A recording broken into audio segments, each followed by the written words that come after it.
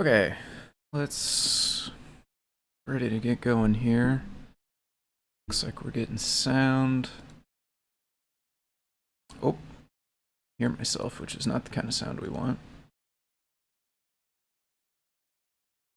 Okay, turn this off.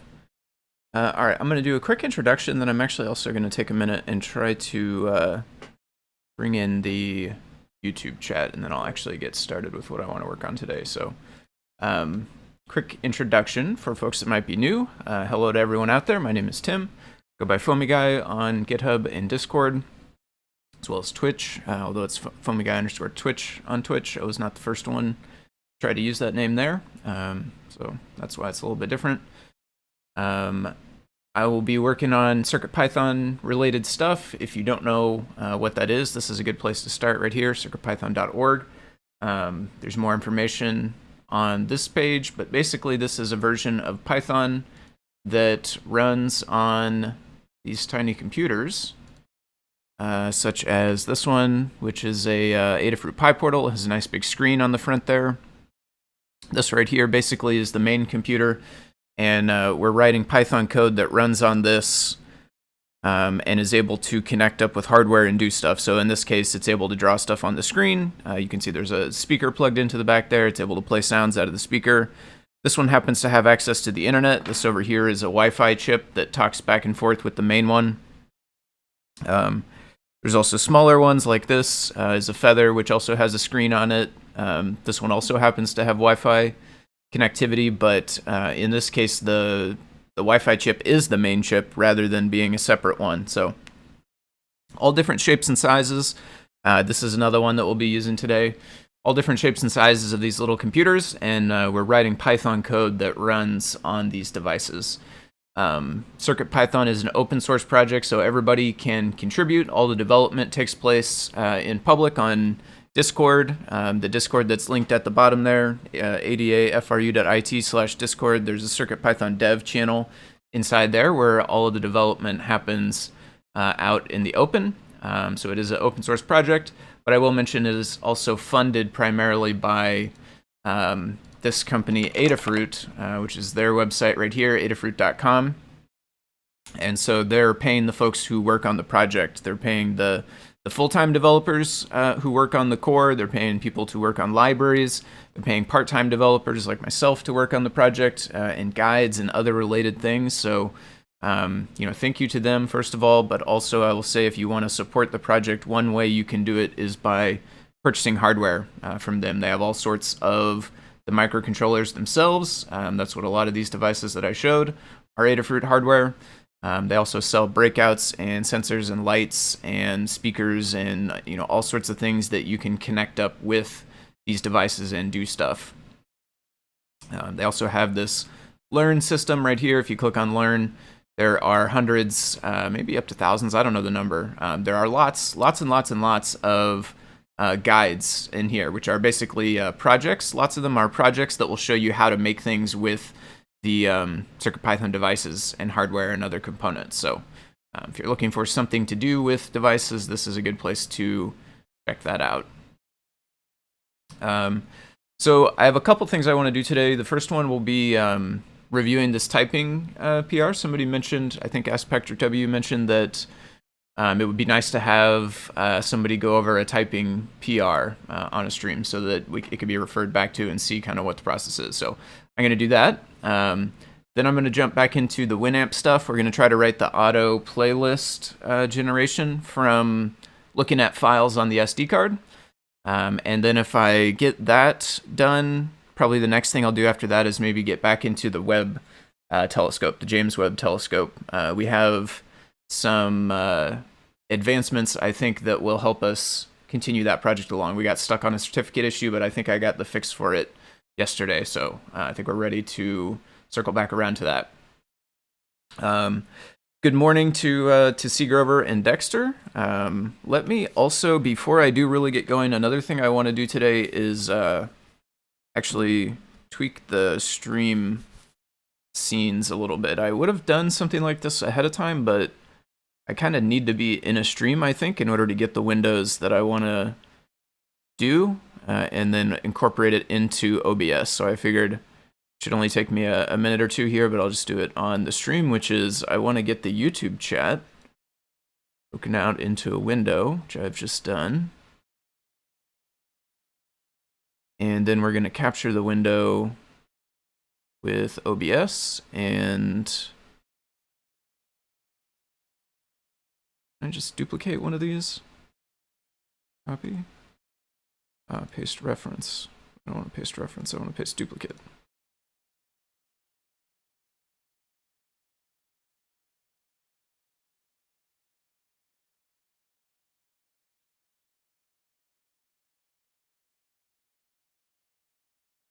Really? Which none of these are the chat? How could none of these be the chat? Screen capture. Okay. Camera. Audio. Discord. Link. foamyguy text. Aha. It just wasn't scrolling.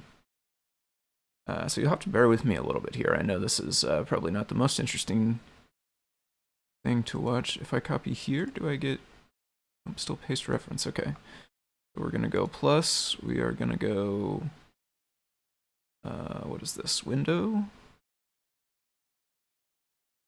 So capture new. YouTube chat. Make source visible. Yep.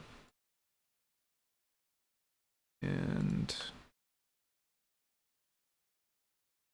YouTube live chat.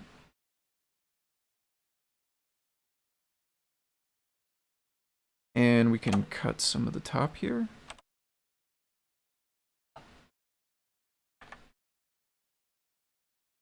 I wish I could get rid of this learn more. If anybody has much experience with YouTube chat, I mean, I guess I can spec delete it. That seems ham-fisted, but...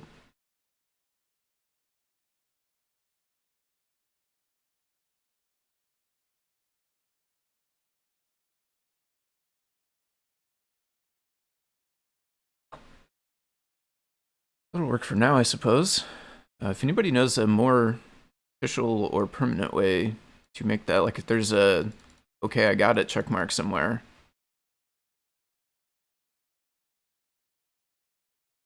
would be much appreciated.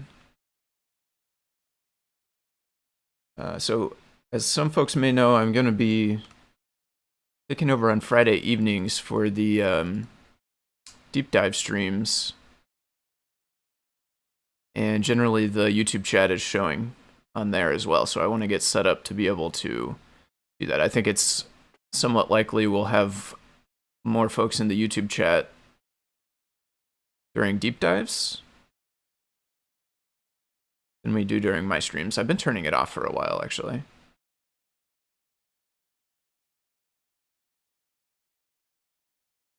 But I figured I would get it set up, and that way folks are kind of getting the same thing that we have today with Scott, or at least similar. So why don't we boot me up a little bit. This chat up a little bit.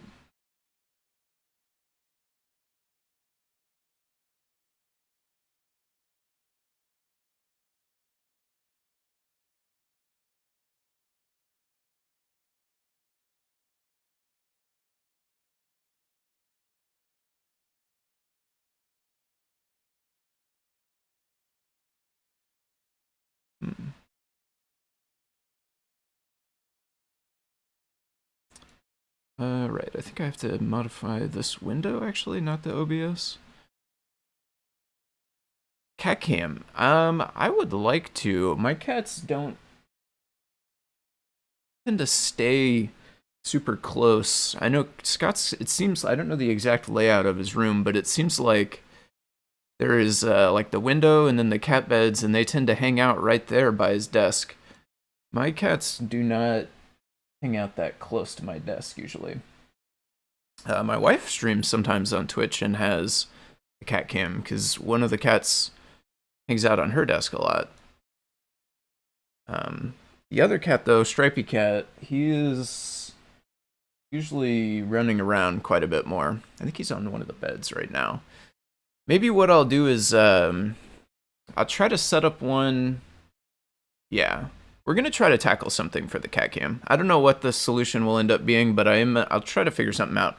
We have a cat tree that he hangs out on that's downstairs, which is not in the same room as me, but one of the things we had set up before were some cameras that we could access through the browser. So maybe I'll try to set up one of those and put it on the cat tree, and then we could always pipe it in kind of the same way that I do the overhead, which is basically just going to a page that it happens to be served from. Chat spam is back. In the YouTube? Is that not showing the YouTube?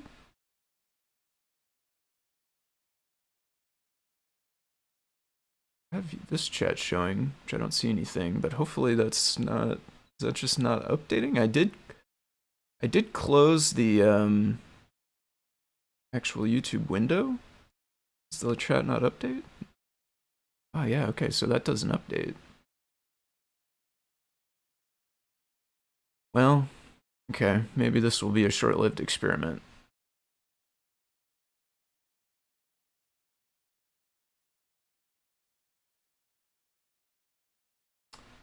Yeah, because like I have two, this is just empty. It's not updating.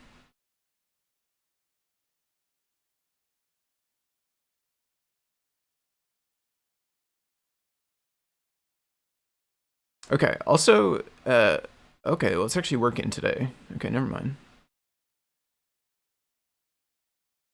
All right, we'll try this for a little bit. If I'm just getting spam, and if, I know Johnny, actually, I set up Johnny Bergdahl as mod in YouTube, so if Johnny shows up, maybe it'll help me keep an eye on this chat. I will try this for a little bit, because I think it'll be better during deep dives.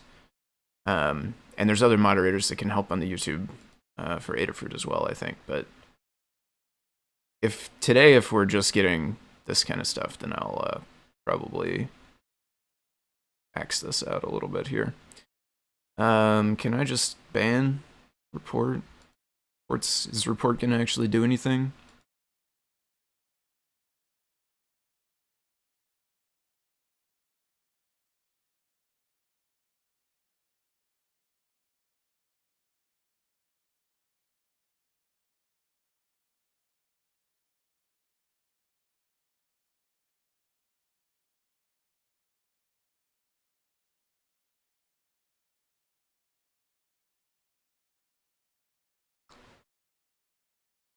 It's also annoying. Yeah, I mean, honestly, I'm not very impressed with YouTube's moderation capabilities. I'll say that off the bat. So I was able to delete this message now, but it left the name, right? Which in this case, the name also has stuff that we would prefer not be there, right? So like, YouTube is leaves a lot to be desired in the moderation capabilities. Okay, and now I just hid this user's messages. See, this user's messages will be hidden, but this deleted one is still showing the name, right? So this is not... And then we put the name also in the hidden message. Sorry, I don't mean to just like sit here and just bash YouTube for the whole time, YouTube chat, but this, I mean, this is pretty terrible, if I'm honest. This is not a very good use case, right? Like I can't actually delete this. So like I don't really want to put the chat up. So I don't know. There's a probably -% chance that anybody from YouTube would ever watch this or take my feedback, but on the very low percentage chance that anyone from YouTube is listening, please try to make the chat moderation better. This is not a very good interface or just usability generally. And I can't get rid of this, so... Oh, beautiful. Okay, so I refreshed and all those things are back again. Yeah, I think we're gonna probably just cut the YouTube chat experiment short for now already. So that didn't last for very long. But I don't want to just babysit this and figure out ways to delete this the whole time, so... Sorry for folks that want to participate in YouTube chat. I encourage you to send feedback to YouTube. There's a send feedback with the chat thing. I have no idea if that's just like screaming into a void or whatever, but if you want to interact with the stream through the chat, I encourage you to try to send feedback to YouTube to let them know that the chat moderation is just not really feasible to use while you're streaming unless you have like better tools or a separate person to do it. Yeah, anyway, I don't want to just sit here the whole time and be deleting this over and over, and it just brought all those messages back when I refreshed, so like I would either sit here and delete them again or just not do it. So we're going to go with not do it. I'm going to disable the YouTube chat. Apologize again if there's anybody that wants to interact that way. I would encourage you to head to Twitch or Discord. Discord is the one that's on the screen, but Twitch I'm also trying to keep an eye on. Let me also put this size back, I guess. We'll drop this back down to here. How's it going, Tammy? Good morning. I'll make this a little bigger again so I can just drag this up, I think. Whoop. There we go. And now I'm going to shuffle a couple around and then we're actually ready to start it up here. I had hoped for better with the YouTube chat. All right. And speaking of the Twitch chat, let me actually, I was trying to keep an eye on it. I didn't actually have it pulled up, but I'm gonna right now. So we're gonna go Screen Manager. We can see it. Okay. Put this one back on top. On the cat collar, that would be kind of fun. Be kind of fun. You can follow him around. I don't know. We need a wireless one. I have a GoPro somewhere. I don't know how to stream from it though. Okay, so we're gonna back to what we were working on, which is this PR is the first thing. Let me make sure. Yes, yeah. Looks like we're set up pretty much how I was initially. This can shrink just a tiny bit this way.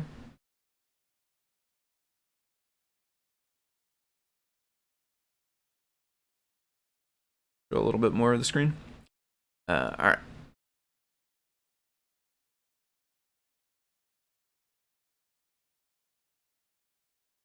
So typing PR, that's where we're starting. This is for the DotStar library, but like honestly, this kind of covers a bunch of the typing PRs, right? It's very similar stuff all the way through. I'm going to take a look a few places. In this case, the DotStar library, I happen to have the hardware to test with. See if I'm going to remember that I did this way. I put the camera window in a separate one because I always end up going like big and small and big and small and big and small, and I generally don't want to. So I thought separating it might be the way to go, but we'll see. Maybe I'll keep forgetting that it's in a different tab there. This Itsy Bitsy, though, I believe has a DotStar on board somewhere, maybe right there, wherever the LED is on the top. I think it's a DotStar. So I have the hardware to test, so we will go ahead and test it. In general, typing PRs, like it shouldn't change the functionality, so like we shouldn't really be at much of a risk of it like not working or causing any trouble. And sometimes I don't have the hardware, in which case I leave my review, but I don't necessarily test it if I don't have the hardware. In this case, we do have it. It's quick and easy to test, so we might as well try it out. So I'm going to open up the repo. I'm going to rename my origin because I'm in the habit of doing that now. Remote rename origin to Adafruit. We'll fetch, git fetch, GHPR list. Oh, we got an update of that thing again, so that hides our thing. It's a bummer. So like I usually keep this down here, but you can't see it without scrolling because of the update message. This thing updates every couple of weeks, it seems, which is blessing and a curse. GHPR checkout 59. So now my local code is matching the PR. I'm going to take the library, put it on lib, inside lib on CircuitPy, which is not plugged in. So let's plug that in. This is headphones. This is USB. No idea what's on this Itsy Bitsy. Something that's making a pink light. See if I can get the cord to not want to.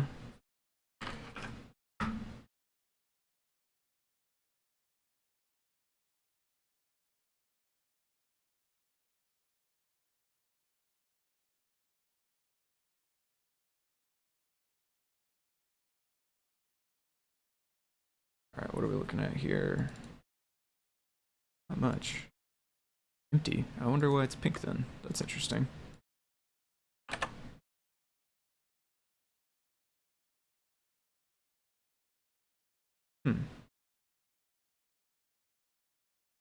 Definitely CircuitPy? Yeah, okay.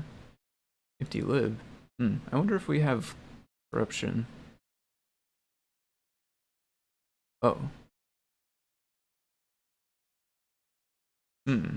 I installed a different CircuitPython to test something. I don't know. That's not the actual device it is though, so we should start by changing CircuitPython. Actually, we could get to from here. Tip, trick, whatever you want to consider it. If there's a change for a device that you don't have, I mean, it depends what the change is, obviously. If it's testing some of the hardware that's on it, then, like, you can only get so far without the device. If it's testing something software-wise, though, or something that's not, like, super specifically tied to the hardware, it just happens to be on that device. So, like, this is Trinky, whatever it said, Trinky Prox Lite, Trinky M0. Maybe it has a proximity sensor on it, I guess. I don't recall what I was testing, but it must have been something specific to this build. You can actually load that on a device that's different as long as it has the same main chip. This is Trinky M0 with the SAMD21. This is an Itsy Bitsy M0 also with the SAMD21. So I was able to trick it by just loading the wrong version of CircuitPython on it. Let's go 7.2.0. Usually I stick with the beta one. We don't have an open beta right now. 7.2.0 is still pretty new.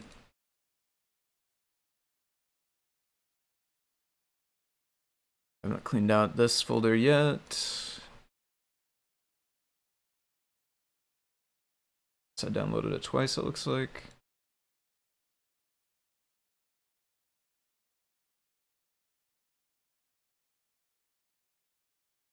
All right, we'll go to Bootloader. Yeah, I don't think... I'm going to combine these.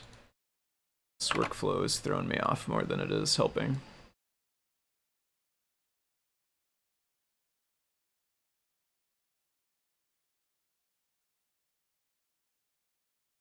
Reset. Okay, got our green lights. We're going to make it to Bootloader. Update. I'm going to look at the actual code as well, but I'm going to just run the example first, because like if the code doesn't work, then we have larger problems to look for. If the functionality doesn't work, then we have larger problems to look for in the code. But if the functionality works, then we'll go through and we'll look at all the types and stuff. Oh yeah. That's interesting. I guess maybe that Trinky whatever, maybe it has a different type of storage? Yeah, maybe it has a different type of storage, so it didn't actually know how to read CircuitPy all the way, but it had a CodePy, which is odd. But now we have more files and different files. This CodePy says it has something in it now, which it didn't a minute ago, so something odd going on, probably with the, with what I was just talking about, which was I installed the totally wrong version of CircuitPython in order to look at something at some point. We do also have stuff in the lib folder, including DotStar, which I'm going to delete, because we're going to put in our new experimental one from the PR.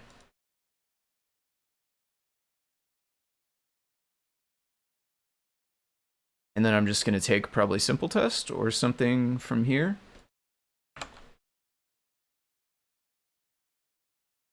Yeah, looks good. That's initializing one DotStar, and it's, got some random colors, it looks like.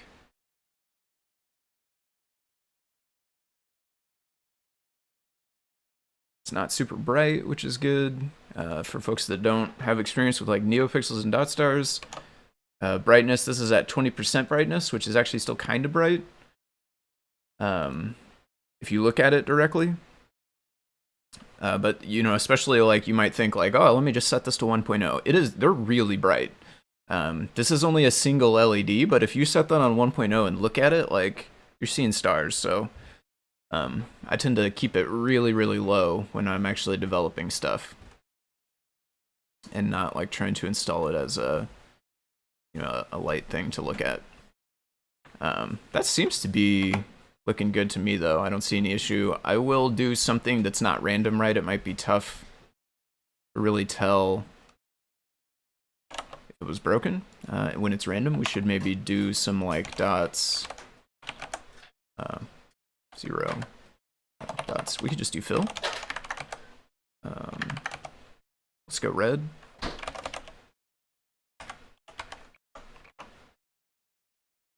Okay, so I think maybe we need while true still.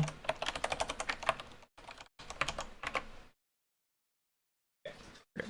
Red looks good. I'll do the other two colors real quick, but I'm guessing we're probably looking pretty good here. Green looks good.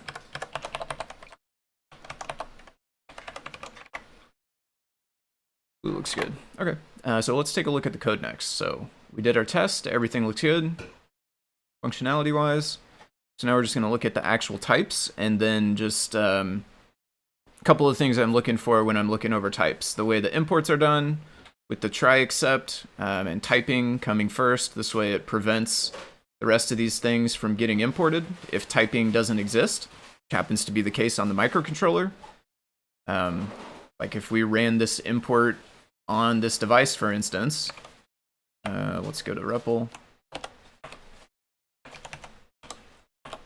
Says import error. We don't have typing, so that's what we want. That's why we wrap this in a try catch, and this fails when it runs on the microcontroller. Therefore, we skip all the rest of these things because they're not actually needed at runtime. They're only used for typing. So we save RAM by not importing them. So that is looking good to me. All of those, the imports.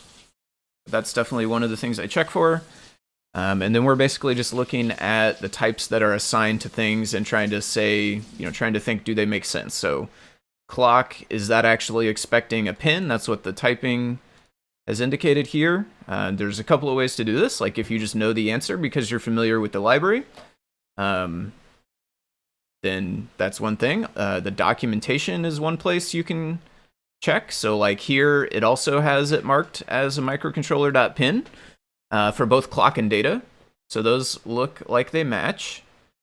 N, I think, is the number of pixels, int, which is also labeled an int here. So that one makes sense too.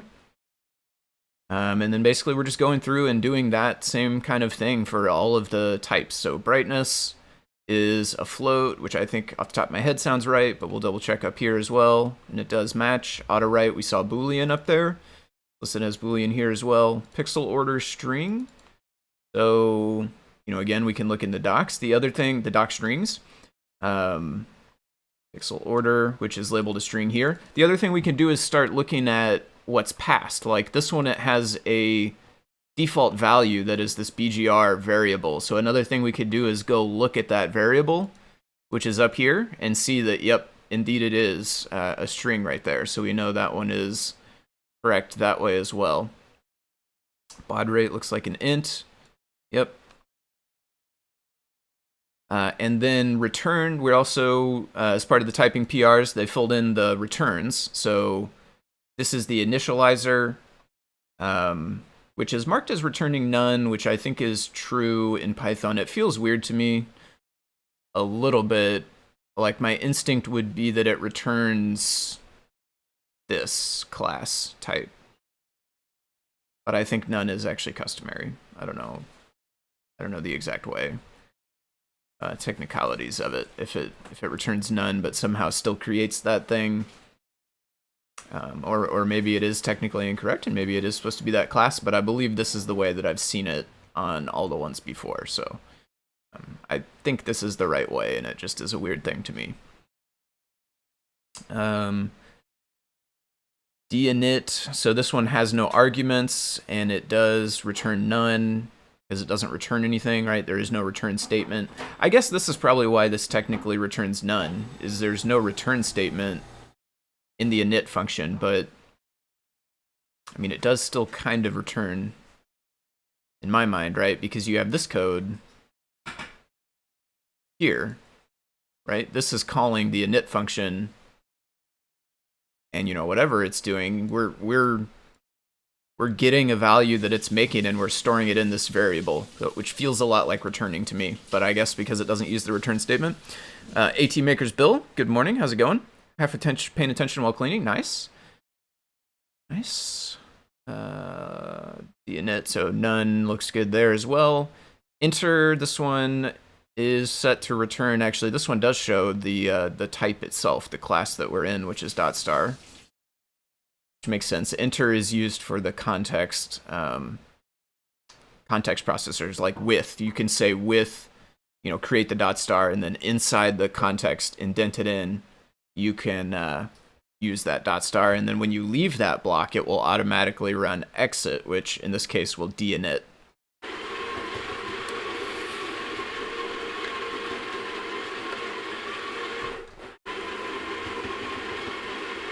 Okay.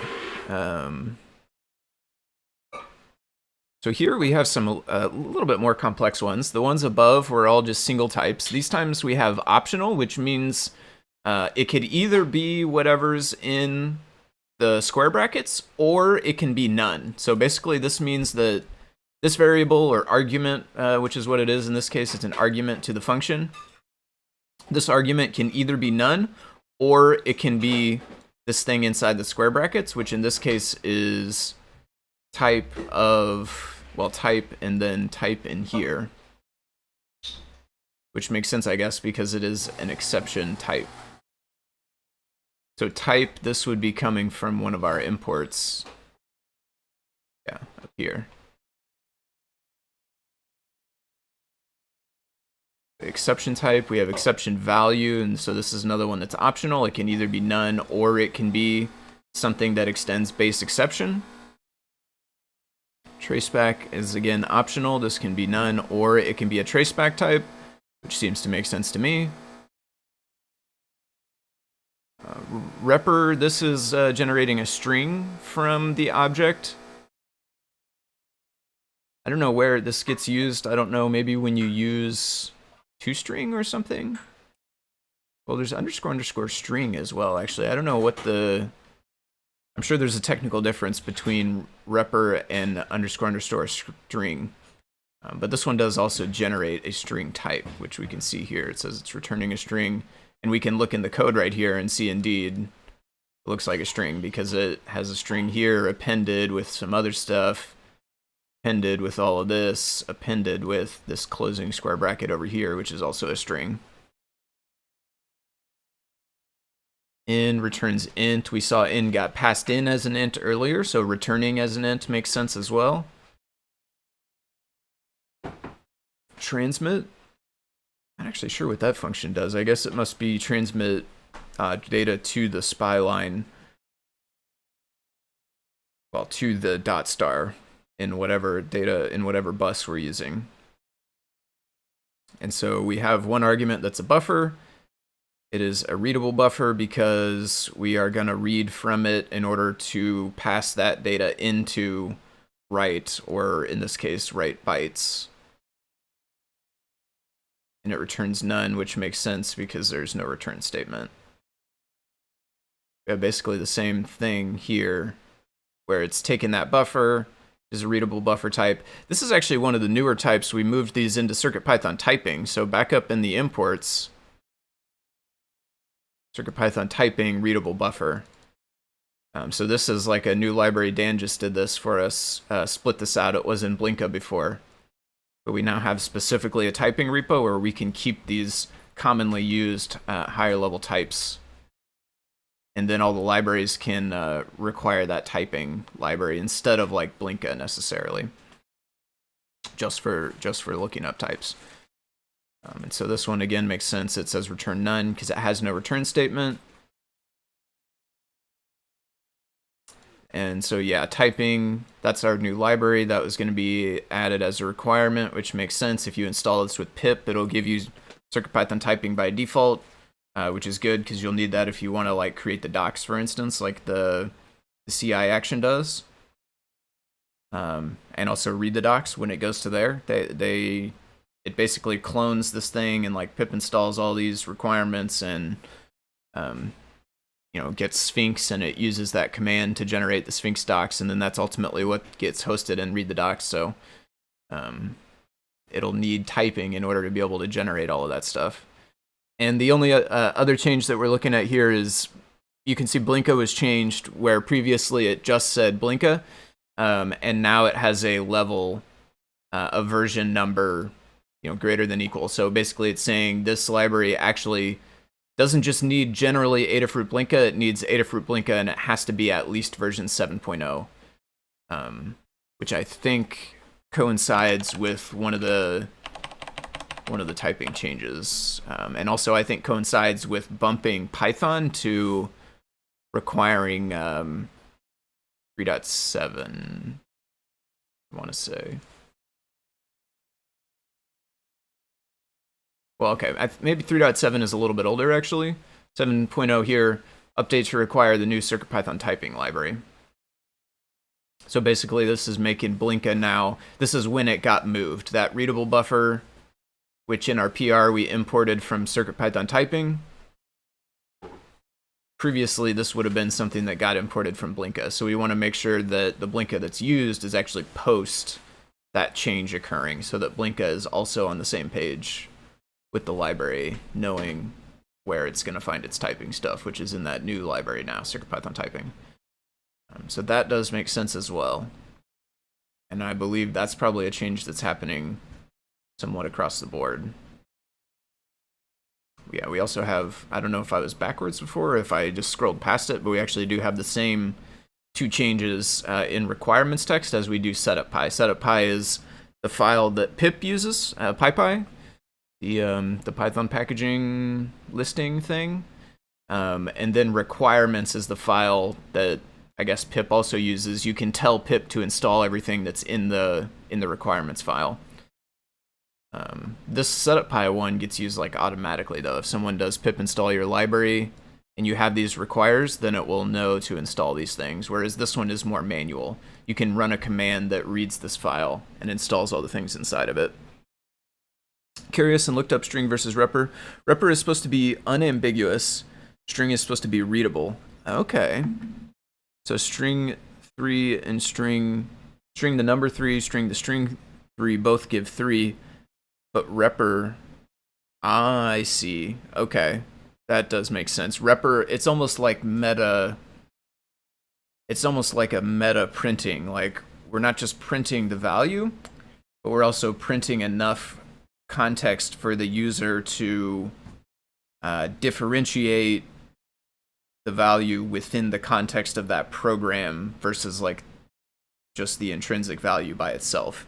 So 3, the number, and 3, the string is a good example. And I bet you're probably right. Repr of 3, the string, would give you the quotes. Because it did look like our repr function was adding like square brackets and things to basically print out what would look like a list, but is technically a string. It's like adding the square brackets onto the end, joining all of the things from self would be the DotStars, I think, right? I don't know when it actually calls repr. My guess is since it's __, there's probably, it gets called automatically, like maybe like when you do this. Kind of curious actually though. Let's see if it looks different.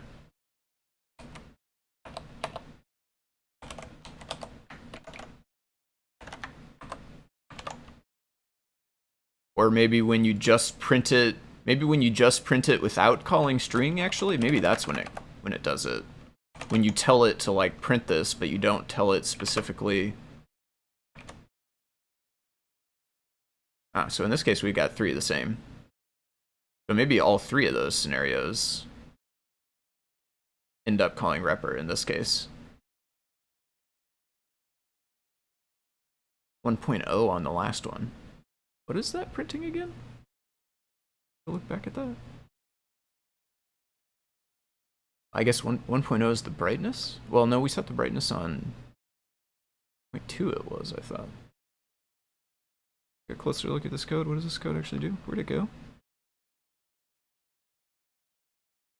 I'm looking for green highlight, but it's not actually. In self, which self would be the object. In self. Okay, so each one of those would be one DotStar object, which I guess gets represented as a tuple of red, green, blue. I don't know what 1.0 is. I don't think it's brightness because brightness is set there. Maybe it's white? Do dot stars, are they RGBW? But then why would RGB be ints? I don't know. This is way off track and doesn't really matter to the PR, but I'm a little curious now, actually, what... if we change it, this would print differently, right? Didn't actually run. Yeah. I wonder if there's a bug. If that's meant to be brightness, then there might be a bug. If string is not defined, then it calls repr by default, IRC. Nice, okay, thank you, Sublime. I think the REPL calls repr as well. REPL, that is a tongue twister right there. Interesting, okay, so here's our difference between string and int. Yeah, double quotes and single quotes, I see.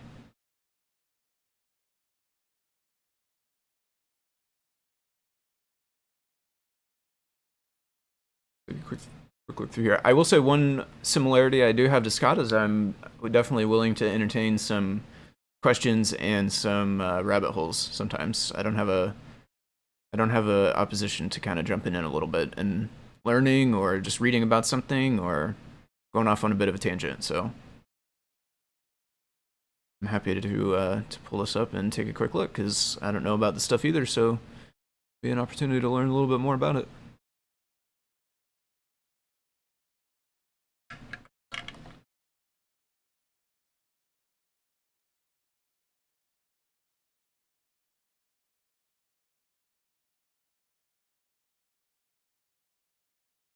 Yeah.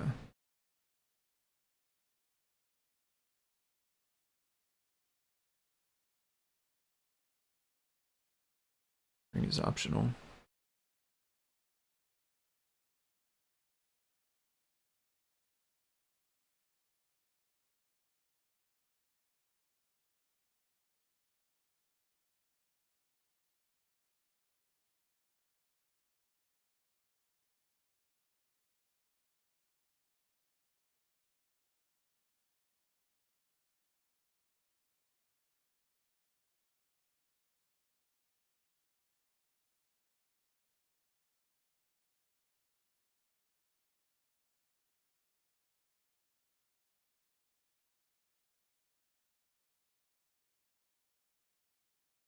Okay, there's shorthands if you're using percent substituting %s versus %r. String is to be readable. Yeah, so it does boil down a lot to string is like human readable, suitable for output to the screen, perhaps even, whereas repr is like specific. It contains stuff that probably the user doesn't necessarily need to see, but is helpful to the developer to know more specifically the exact things that you have, what types of objects, and that sort of stuff. Whereas string just wants to be pretty.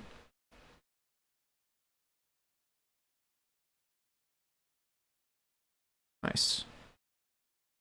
Okay, this is actually good to know. I will say before, I'm definitely guilty of implementing string on classes and I don't think I've ever, on any class that I've ever written, I don't think I've ever implemented repr. So this is actually good to know.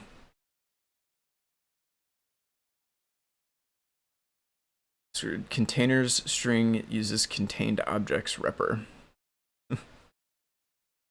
I can definitely see how you could get into a infinite recursion type problem if you're not careful with those two functions, the way that you write them. Okay.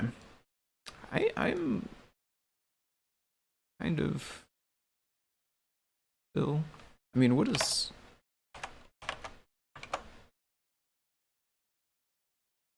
You know, one thing that's odd is I'm saving CodePy and this is not refreshing.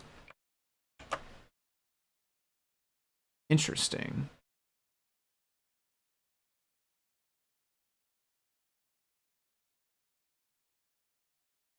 So that did not crash, that ran.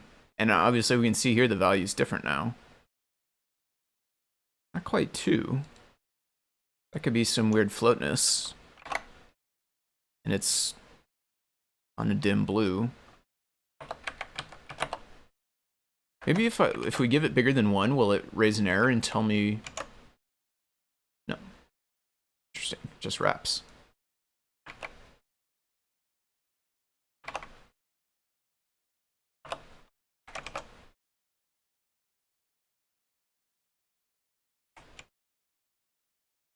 Oh no.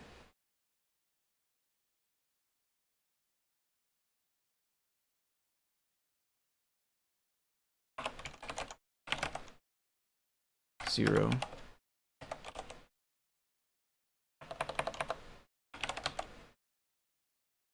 Zero, 1, 2, 3.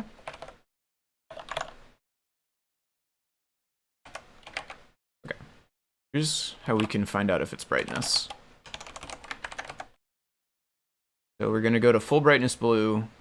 Well, we're going to go to full 4th value, whatever it is, blue, for 3 seconds, and then we're going to change 2.1. So if it starts bright and then gets dim, then we know that it is brightness.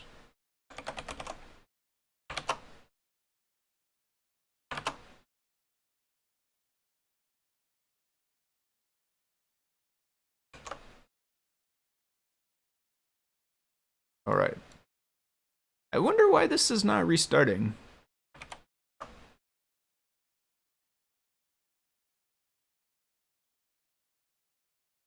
Oh.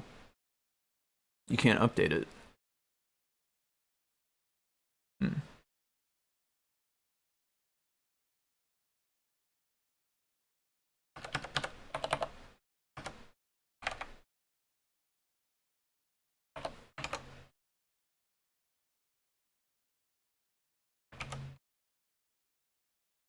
We're going to check on another device if we're having the same. Yeah, it looks like it is brightness.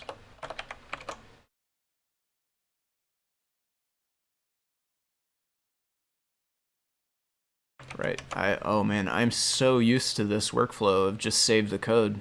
Yeah, it totally got dimmer. Okay. So I wonder if there's a bug actually, because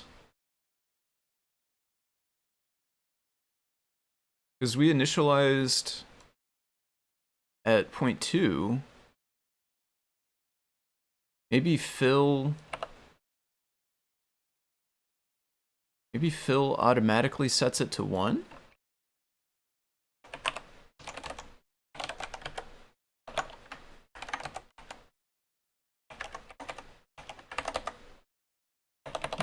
Let's do 0.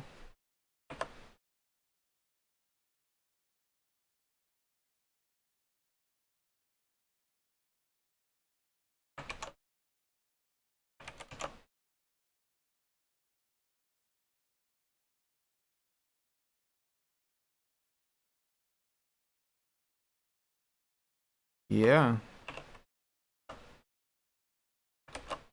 Whoops.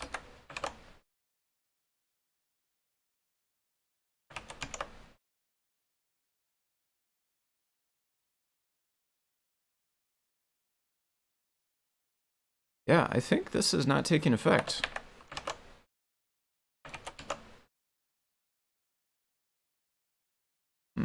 No, I'm not so sure, actually. Never mind. That's definitely dimmer. Weird. It's like sub brightness. Wow, yeah, that's way brighter. So it is kind of brightness, but it is also not brightness. Maybe it's like alpha, technically? Kind of behaves like brightness for lights, but I don't know. Maybe the docs tell us more? Fourth value. I mean, this is not super important to the PR, but again, I'm willing to go on a bit of a rabbit hole to do some learning.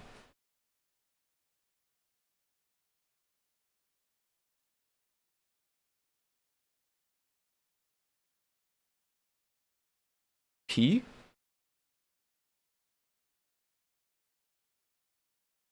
EBGR?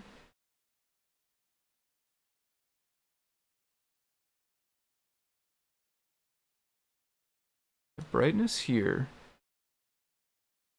Other than that, it's 2 pins, the number, auto write, which is a boolean, the order, the baud.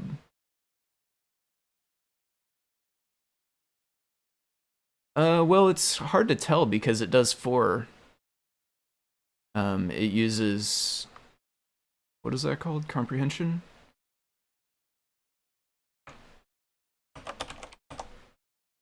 So it's just for X in self, which is the dot stars. Like when I access dots 0, that would be the first one of X for X in self,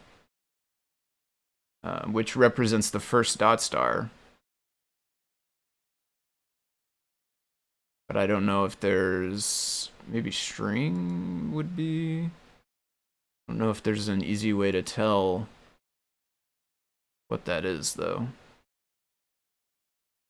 The fact that these all have P in them, it makes me think P might be a letter that stands for whatever it is. A's? Overall. Okay, so the way this is worded sort of implies to me that each dot star also has its own brightness, which does kind of seem like what's happening.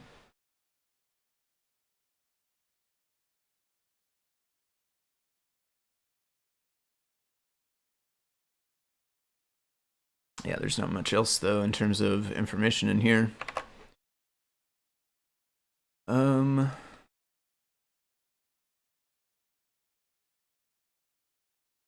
These have P in them, but they don't say anything more about it. The only other place I could think to check is if there's like a high-level dot star guide that says like, this is what the difference between dot stars and neopixels is, or something like that. And maybe in there it would tell us something about it.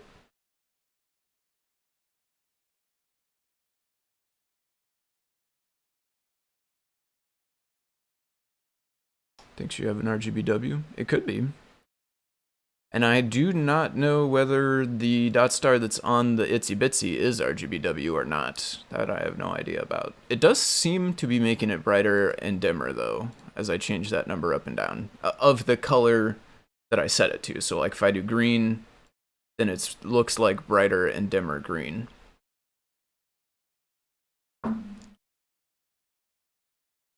Oh, and this one actually lists RGBW under NeoPixel.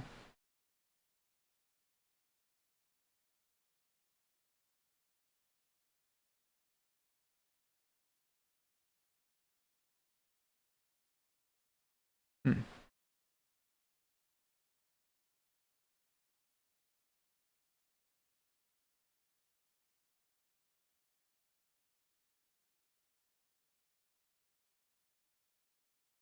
They must come in the whites, though, because this lists the 2 different types of whites you can get.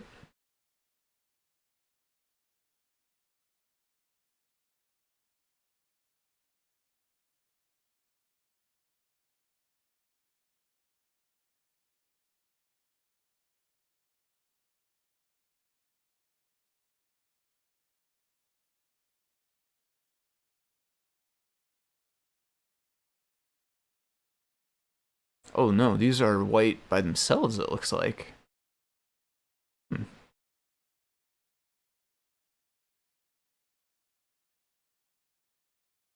We'll have to bust out a strip of dot stars. Is there a strip brightness calculation performed separately from individual dots default brightness? I think so, yeah, because I set the brightness in the initializer here up to 1.0, and it definitely got a lot brighter. Like even brighter than this number here was causing it to change. So I'm kind of thinking that this is like a max brightness for all of the dot stars, and then each one of them also have a 0 to 1 brightness in and of themselves. So you could put this on 0.2, and then on individual dot stars, you could set it to like 0.5, in which case you would actually be at half of max. So you'd actually be at 0.1 total brightness on that particular one, or ones, whichever ones you set it on. That's kind of how I'm feeling like it's working. But I have not seen anything that actually lays that out anywhere. I think the way to try to test it further would be to get a strip, and then on the strip set a brightness for the full thing, and then kind of experiment with changing this for individual pixels and see if we can actually get like some dim and some red, some dim and some bright, but all respecting the overall. 0001. I can do that. It does seem like it wants a float for that fourth value, though, I will say, which makes it seem different than RGB.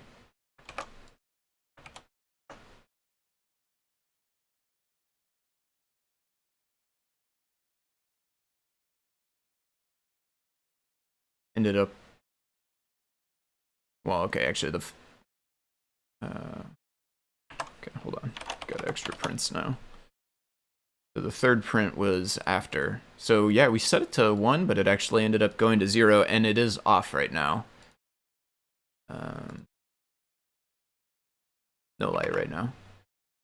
But 1.0, would it still print 1.0? Does. So it does output a difference when you use 1.0 versus 1. I find interesting, but it doesn't seem to have a difference on the actual what's going on the light. I think P is just packing bits. Ah, okay. Interesting. I have never looked this closely at dot stars before. I didn't know there was like, I didn't know they were really any different interface than NeoPixels. Of course, for all I know, maybe NeoPixels do this too. I don't think I've looked this close maybe at NeoPixels either, so. Let's head back to the PR though. I think everything is looking good. We made it to the end of that, right? Yeah, requirements and setup, those are the last two things. So I think everything looks good in here. So I will drop the approval into the review.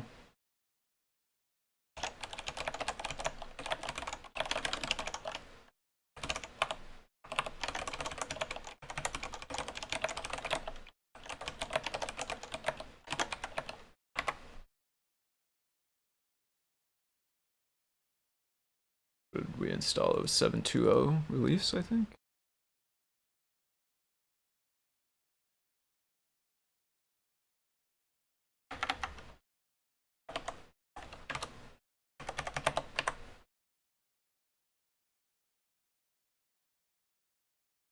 And in this case, I can also go ahead and merge it because it's now been approved and I have rights to merge it. So we might as well. So we will also go and do the release, which not everybody necessarily has access to do, but I do. And since we know we're going to need a new release now, I might as well go ahead and do it. It will get done later on during the week. Eva Harada makes a trip through all of the things that have been merged but not released yet, once a week or so. So eventually Eva would get to it. But we might as well do her a little favor and get it knocked out of the way. Shorten that list a bit by the time she gets to it. 213.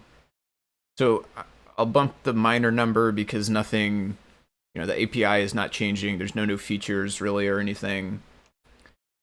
There's no risk of like backwards incompatibility or forwards incompatibility or anything. So we can bump the minor number. For the name, we'll just put added typing information.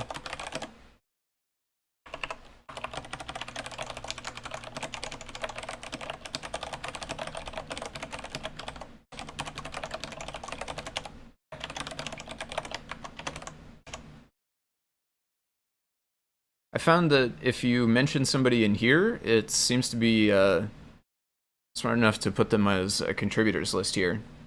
Which, like, it should know the contributors list separately from this, but also if you don't mention it in there, they don't show up here. So I think that's what it's doing, is reading the comment there.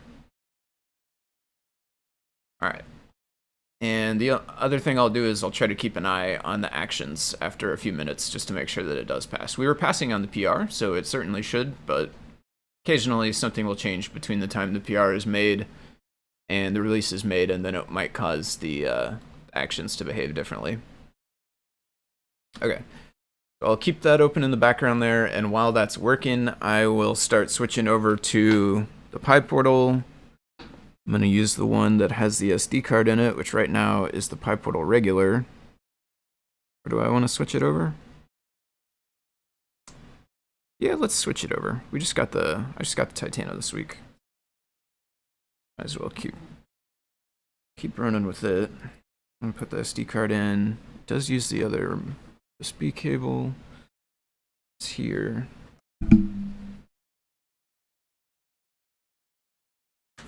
Oop, dropped it.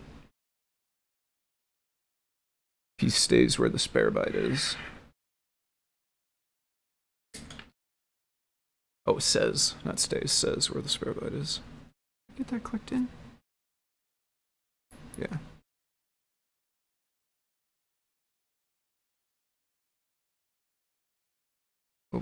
And portrait. Just about need to zoom it out some. Okay. So on this project, what I'm trying to do today is make it so that you can leave off playlist.json, or if this is empty, I'll probably use the same logic. But right now, if you want the Winamp project to work, you need to create this file and you need to fill it in with file paths to your MP3 files. What I want to do instead, though, is I want to keep this as optional. If you do it, then it will play what's in it. But if you don't do it, or if the file is empty, then it will just look for the MP3s that it can find on the SD card. And I think what I'll do is maybe 1 or 2 layers, like... In my case, I put all of my MP3 files directly in the root of the SD card. But the project itself does actually support like subdirectory / right? You could put these into other folders and it does still work as long as you put the correct path here, then it will find the files.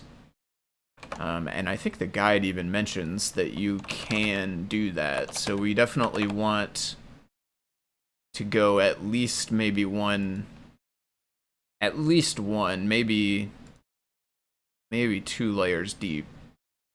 Because at a bare minimum, we should support like SD card and then a folder for the band and then a folder for... well, a folder for the band and then the MP3 files inside of that. Like at bare minimum, I think we should support that. A lot of folks keep their music organized that way. Maybe even nice to do 2 layers, because then if it's like genre and then artist or something, like it'll look through 2 layers. What would be nice is on CPython, there's actually this function called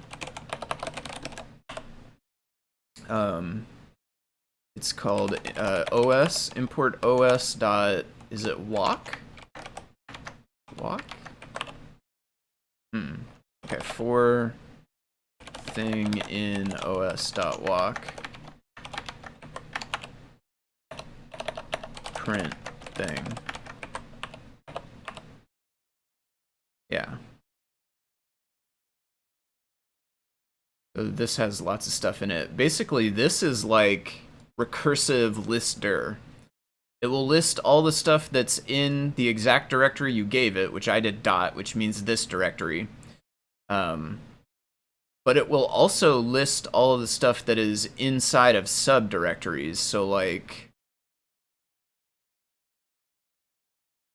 okay, so like these are the top level. And then these, I think, well, okay, no, these are the top level directories. These are the top level files all the way down to here.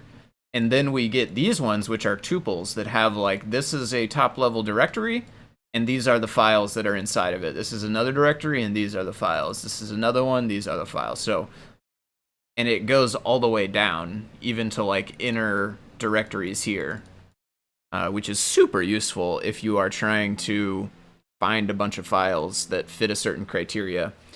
But alas, this is a CPython thing, and CircuitPython does not have the same thing, I don't believe.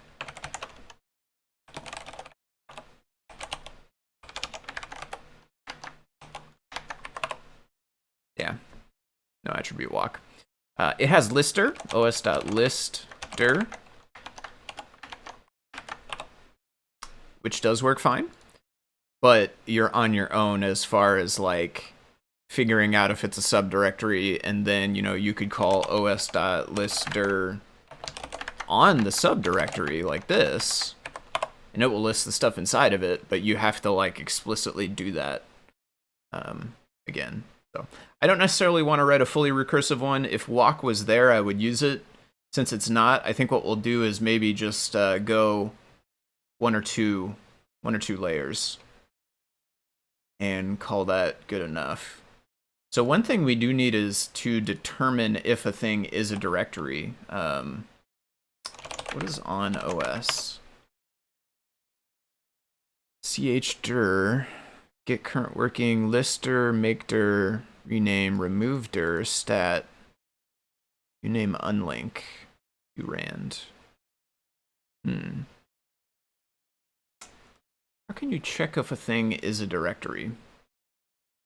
I guess if you called os.lister, if you call this on a file, it's on boot out, no such file or directory. Did I spell it right? I think I spelled it right. Maybe we'll do a // also.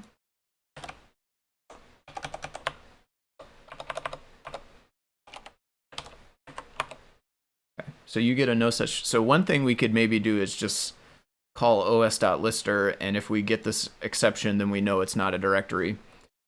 But if we get not an exception, then we know, if we get a list, then we know that it was. Is that the best way?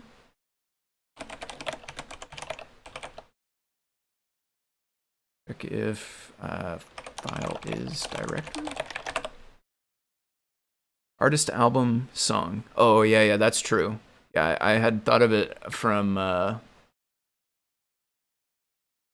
like genre and then artist, but album is a good point too. So yeah, so let's do two. Let's do 2 layers, and that would cover either genre, artist, song, or it would cover like artist, album, song. And it will just be making a file list of everything, right? A playlist of everything. And of course, if they don't want to play everything, then they need to come and make a JSON file. But this will at least give them something if is file. Do we have that? This will at least give them something if they don't want to set it up at all. We don't have a path.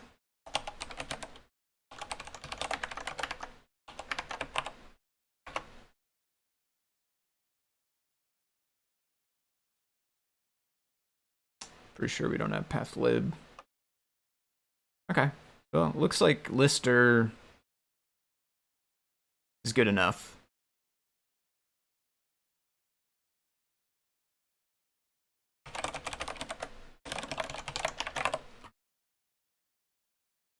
I'll check one more. I'm going to look at OS in here. Oh, it's going to be impossible to search for this, isn't it? Not going to give me this module, is it? Did. Okay. I should not have been. Negative Nancy, jumping to conclusions. If there's anything wrong with Nancy. Nancy's a fine name.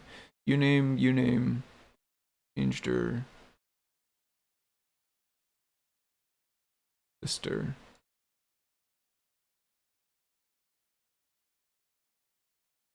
Oh, status. Oh. No, this is just like file time. I mean, we can check it. Let's see if it tells us anything.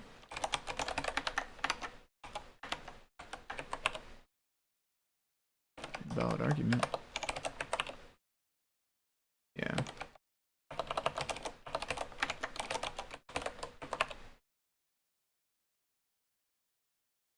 I don't know. It's possible something in that tells us it's a directory, but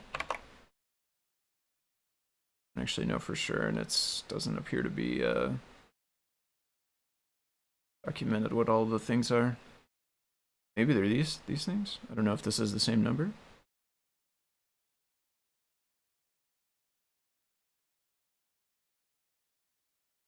I think sync. I don't know what that would do. I think that lister catch the exception is probably fine. So what I'm going to do is think about how I want this API to work. Actually, I think what we should do is on Winamp application, we have a function called from playlist, from files. No, we don't. Okay. Playlist display. Yeah.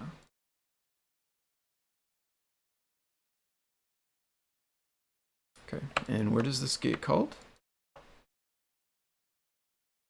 So we basically just read the list out of the playlist and pass it directly to that.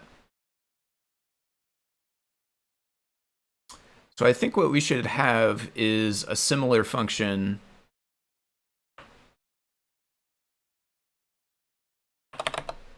def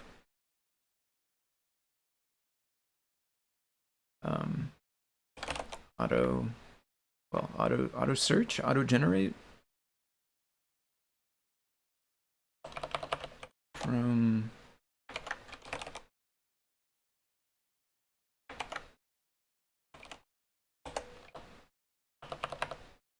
auto file search.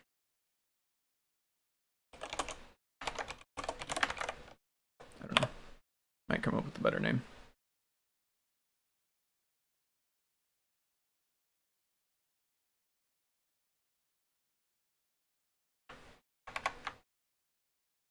Initialize the song list from, I'll say, by searching for all MP3s within 2 layers of directories in the SD card. Takes no parameters and returns nothing. It's kind of like an alternate initialization function, honestly. Basically, this is how the files get in, and then everything else kind of uses those files to determine what to show and what to play and everything else. So this is kind of like a factory initialization type function. So basically, do we start with root SD files? This is kind of a private thing. It's not really going to meant to be used anywhere, so we'll check the underscore.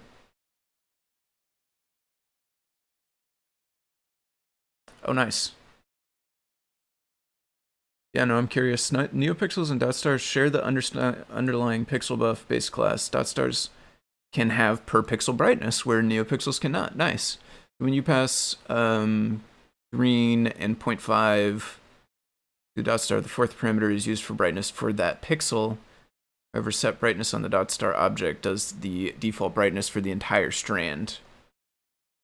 Yeah, and yeah, in my case, my strand is only 1.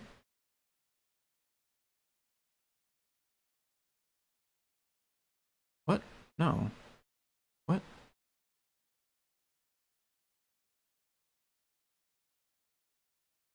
Really? Can't. Can I...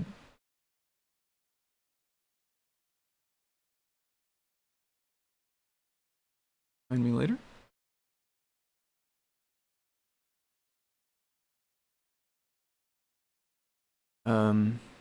Yeah, no, the comment didn't go through. Oh, GitHub, thank you for trying to keep me safe, but if you could take me to the page that I actually loaded, it would be...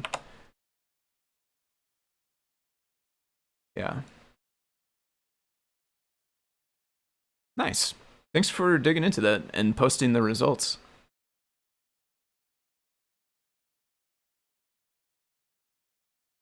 I appreciate that.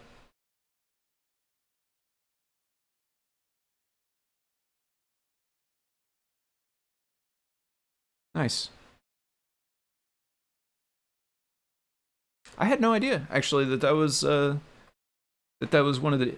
You know, where it should say that, honestly, is on that Learn Guide page.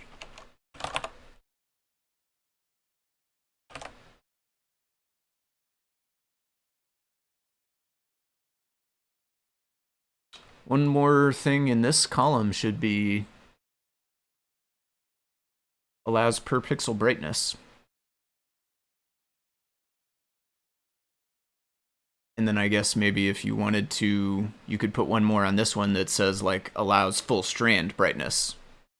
Or maybe this one should specify both, single pixel and full strand. Yeah.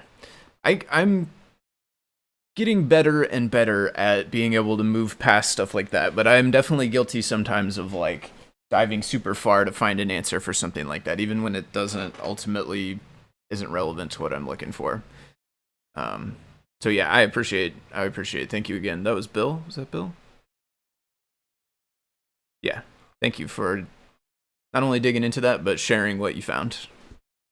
That's fascinating, actually. I never knew that that was one of the differences, but it does mean there's like some use cases where DotStars could be better. Yeah. That's true. That is, I will say, one of the coolest things about streaming is being able to get help from folks that are watching along in various different ways, whether it's something like this or noticing a bug in the code, noticing a syntax error, noticing something like that, bringing answers to stuff, suggesting ideas for ways.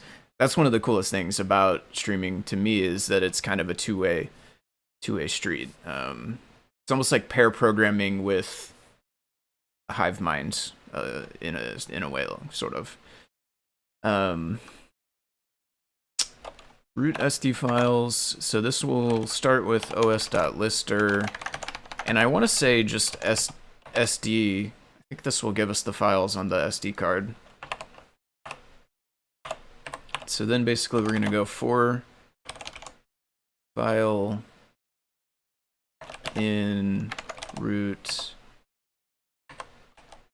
And I'll do the same thing here. We can make this underscore just to show that it's meant to just stay inside this function, not used out anywhere else for file. And so basically now, I think, do I want to go? I think what I want to do is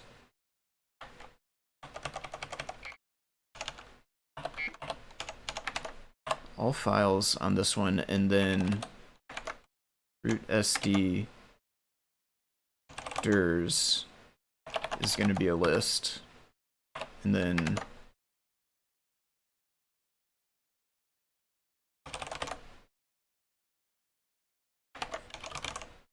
first level dirs is going to be a list. Second level dirs is going to be a list. Is that right? So we on the root, you would say we would have maybe an artist. First level directory would then be an album. But then inside the album would actually be the songs. So actually, these are my two layers. I have root and then I have first level. Which we could call second level, I guess. The root really is more like the first level. So we're going to basically sort files on the SD card into directories and not directories. And, you know, one more thing we should have is songs, which is going to be a list and is ultimately going to get put into song list. And actually, I noticed this one is called song list. We might as well keep the same name here.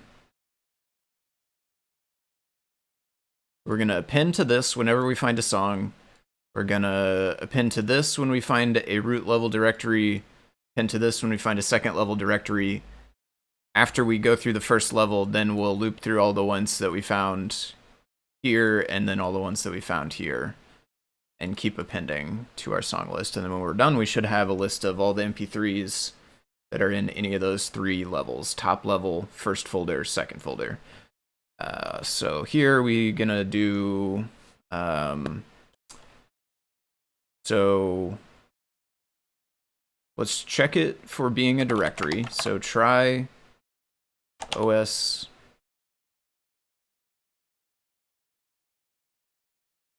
yeah. This is not going to be the most efficient algorithm to do this. I'm almost certain. I'll probably be calling lister more times than I need to. Almost certainly there will be a better way to do this, but this is kind of how my brain is tackling the problem. I could worry about efficiency if it turns out to be too slow or something. So we're going to try to lister the file, accepting the, was it an OS error? I think it was.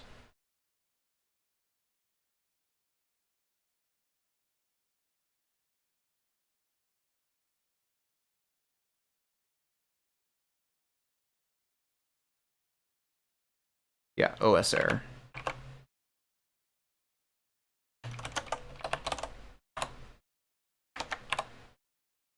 So if this succeeds, then we know it is a directory. And we're still in the root level right now, so we know that it is a root level directory.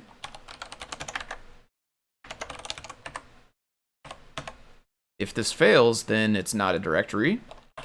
If it's not a directory, what we're going to do is if file ends with .mp3,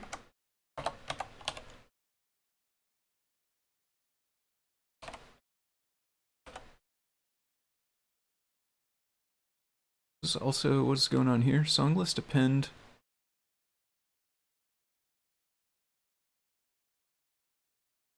Okay, yeah. So when we go to add it to our final list, one thing we're going to want to do is remove all the directories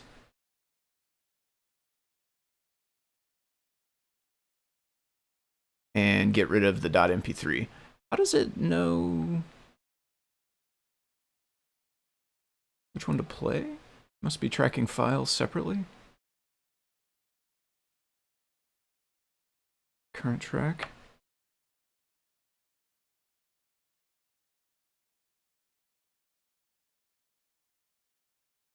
Current song file.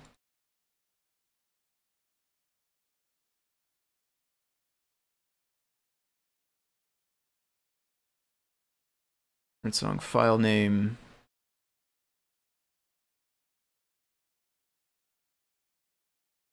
Which comes from the playlist.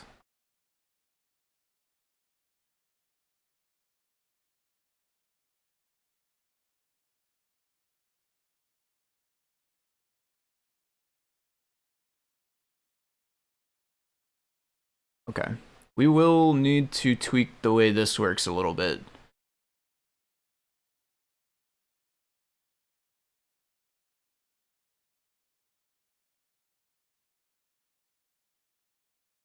Because basically, our function that we're writing now is going to generate what's going to go into here, which is essentially going to be the list that contains the full paths to the songs. And then we have a separate list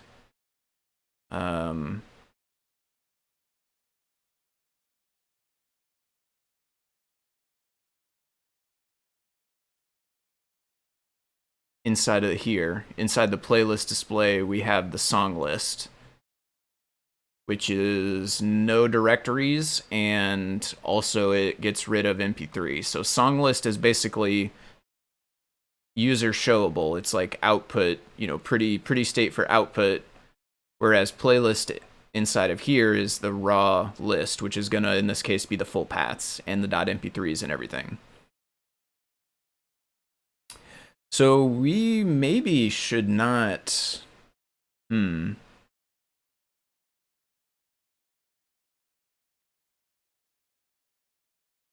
So what do... Maybe we don't want to from... Maybe we want to use... Maybe we don't want to make this new function. Because this is on playlist display.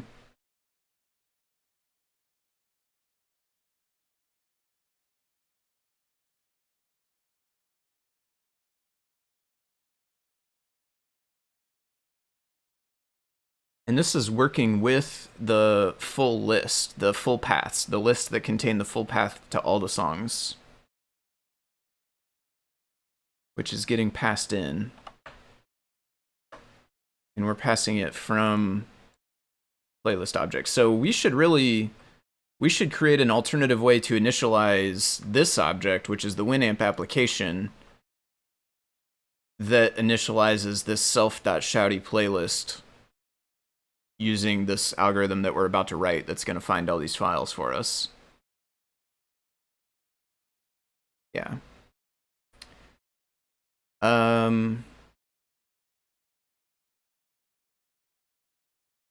So auto-generate playlist, false. I'm going to default this to false, but what I'm also going to do is fall back. If this file doesn't exist, or if it opens this file and this list is empty, then it's still going to fall back and use this behavior. But you'll also be able to just pass it true, and it will do it by default. Or do we need that? I mean, you could always just pass it none. Yeah, I don't think we need this. I don't think we need this.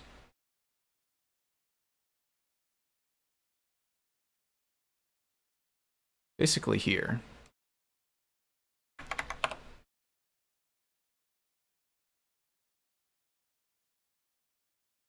So what is the error if we open a file that doesn't exist?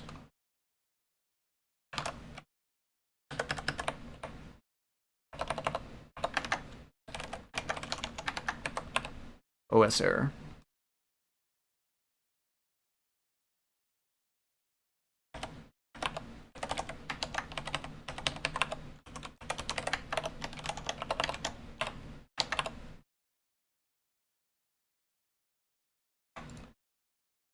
Okay, so if we fail to open, we should actually also catch JSON. What is the JSON exception if you don't give it valid JSON?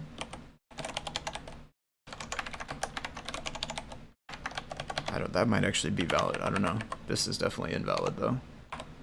Value error.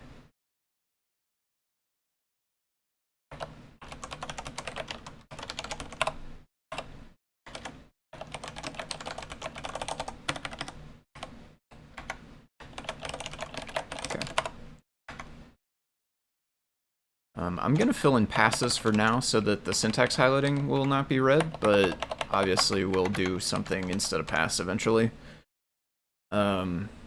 So this checks if the file doesn't exist, we go to here. If the file does exist but contains bogus JSON, then we go to here. We're also going to do the same kind of fallback.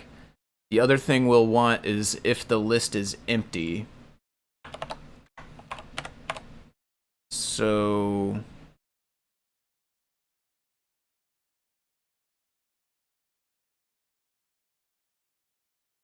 basically, well, and I guess we also should test like for these things to exist, because technically they could have valid JSON, but it just contains whatever, something totally wrong. We might as well also catch that. So let's say, I think what I'm gonna do is make like def auto find tracks.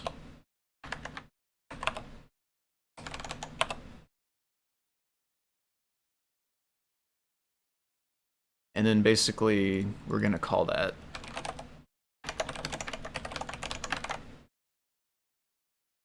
self. So for each of these errors, we'll call this. We'll also have a couple more. Yeah, check for none. Essentially, we will.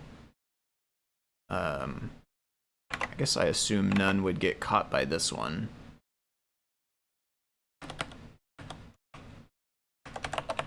We could make a separate check for it, though. Oh, yeah, that one's a type error, actually.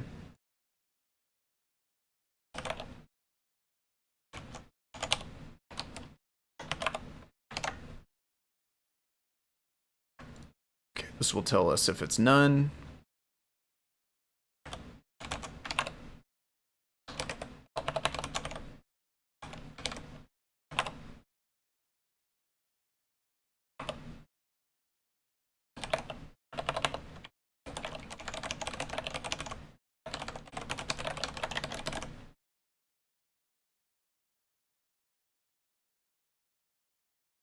And a few more checks we're still going to do here is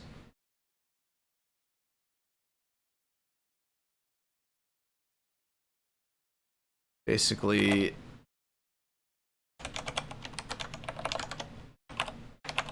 if we, after we,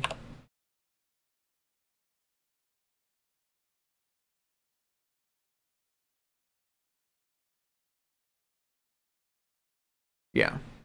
After we get done with all of that, we're either gonna have loaded it like this, which is normal, or one of these other fallbacks will happen, which we would call this, in which case we're also gonna end up filling this thing up. But in either case, what we wanna do is, if it exists, we wanna make sure that it has the right to thing. So if I think it's playlist and then files, yeah. If playlist in self.playlist, but I'm all if not, or not in sounds better.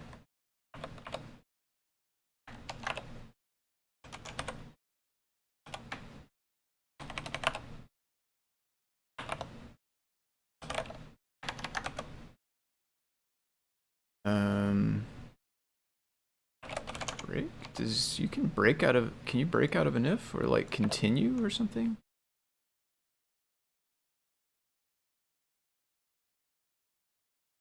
Else, I'm trying to avoid nesting this a million layers deep also.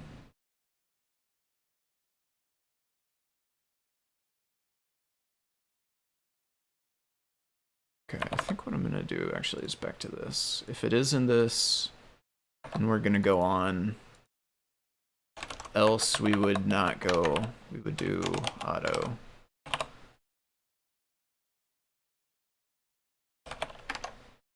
Once we're in here, we know it's safe to look inside of playlist to try to find files. So if files is in self playlist files.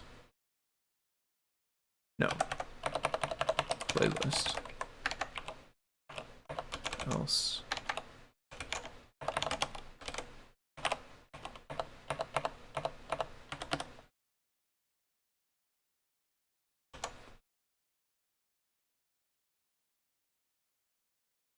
So the last check would be if length of playlist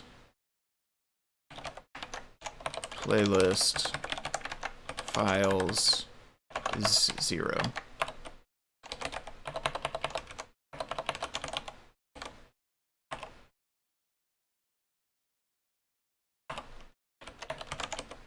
So this is valid playlist JSON data, but no tracks. This is invalid playlist JSON data, missing files field.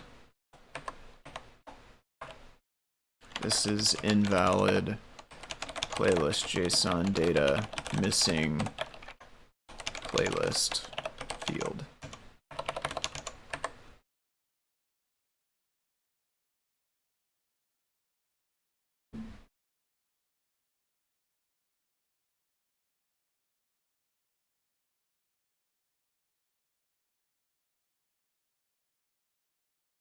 Okay.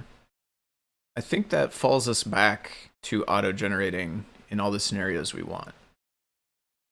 A lot of extra logic, but it's nice because it will catch like a bunch of different possible bad states and cause them to actually work instead of not. Yes, that is true, C. Grover, but I have it inside of this one. This one says if playlist is in the object, then we can go in here and actually access and check if files is in it. And if this is true, then we go in here and we know it's safe to access both of these because we checked in the previous two. Or maybe I misunderstood what you were saying, I guess. Maybe you were saying that we could do it without the extra checks. Just check for files in playlist. It will error if there is no playlist. Yeah. I think maybe, I guess what you're saying is we could do this with less if statements, which is probably true. I'm going to leave it for now, though, because I like having each error state commented separately.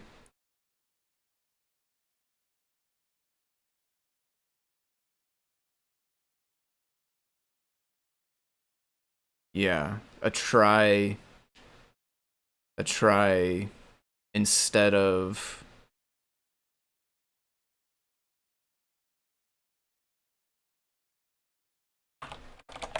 try.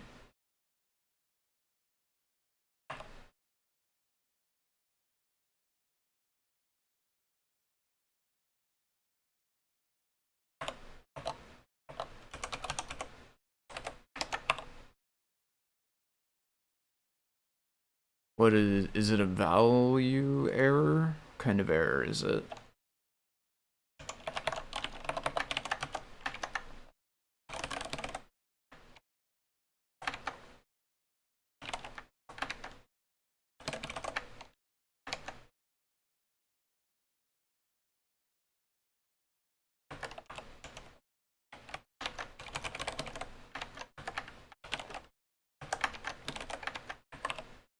Here.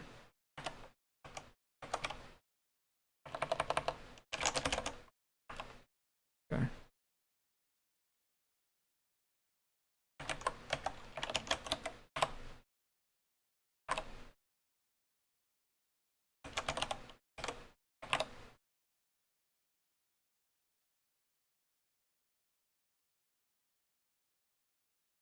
Okay. I don't know.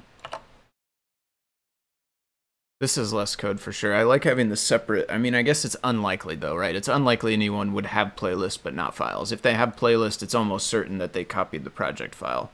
So maybe it's not worth having the distinct error path.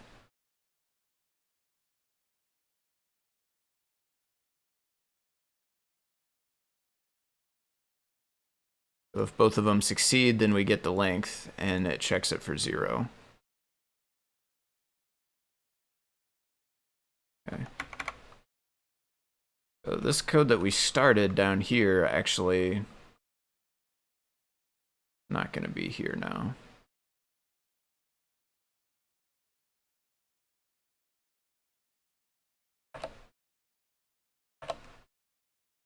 Instead, it's going to be our auto.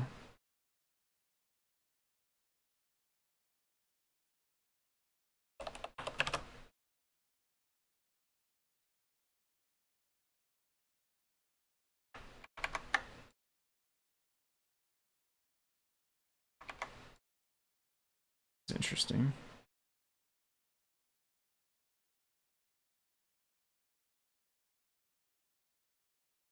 Okay. Looks right.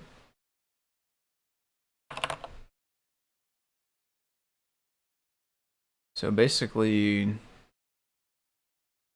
at the end of this, we're going to be going self.playlist equals playlist files song list.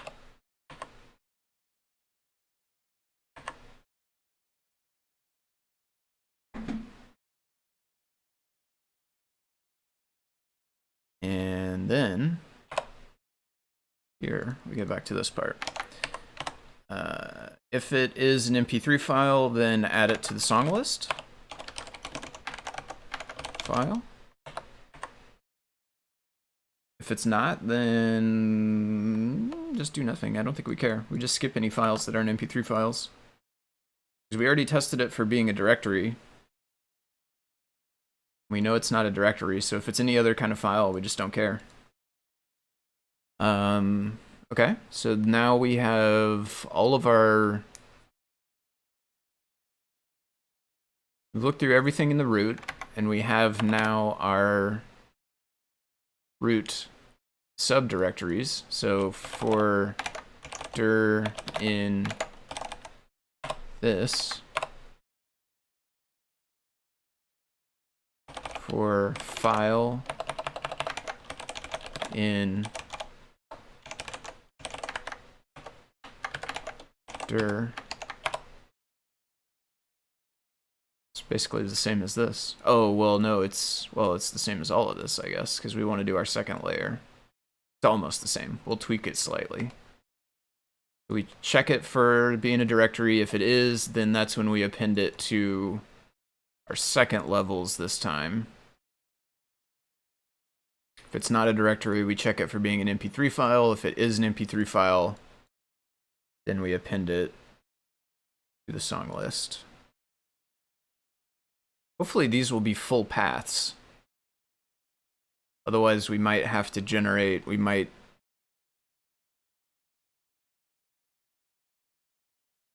I don't know, maybe we would need something like this. I'm going to take this out and see if we actually need it first, but maybe we would need something like this, like put the directory in the file. I'm hopeful, though, that just file will have it.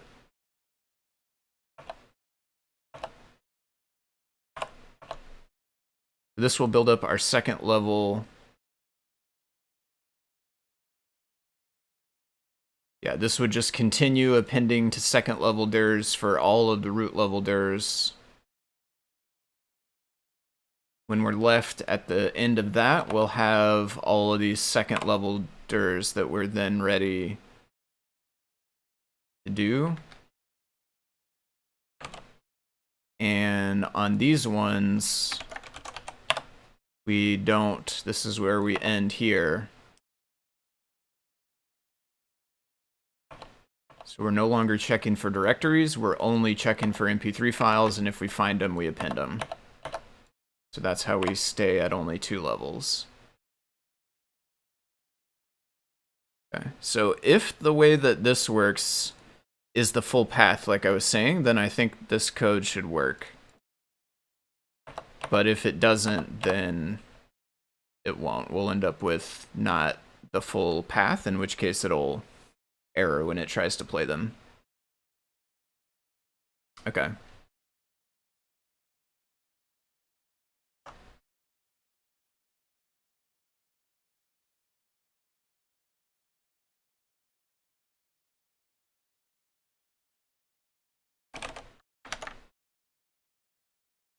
So I'll test this a few different ways, but to start with, we'll set it to a file that doesn't exist. You know, we should also print this at the end.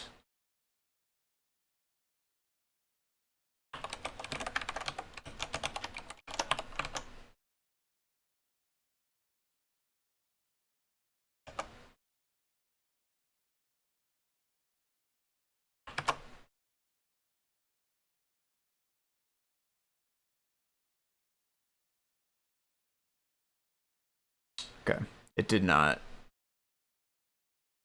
give us the full paths.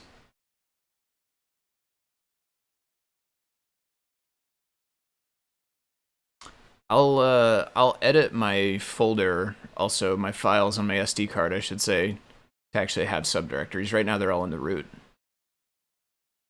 But first let's try to fix this. So we ended up with just file names.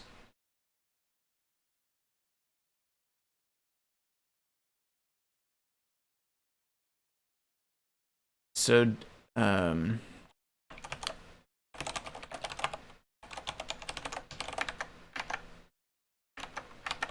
these strings? Yeah.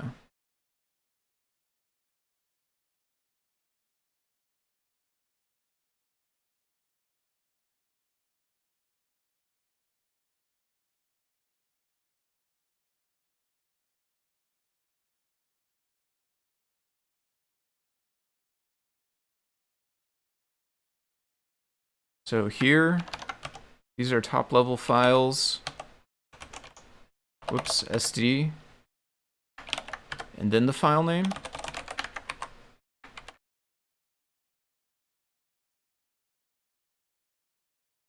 Here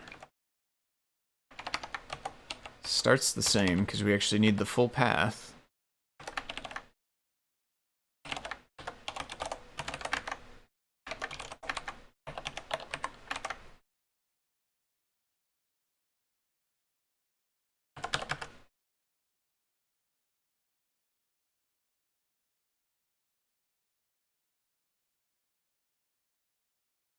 Yeah, this was first level directory and then file. So this is first level directory, second level directory.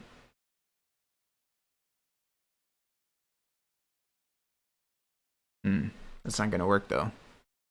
We don't have the first level directory anymore.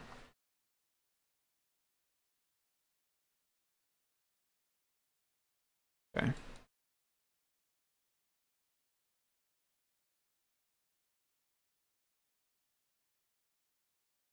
So why don't we, instead of building this, why don't we just go through this right now? So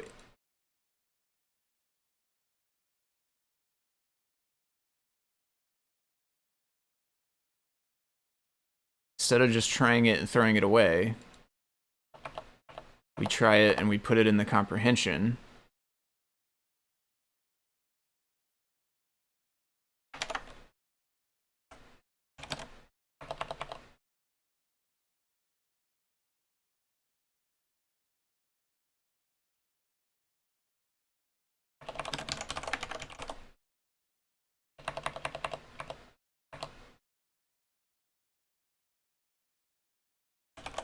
Because we don't know if it's, because we can't really, I mean, we can call it dir, but we don't actually know if it's a dir.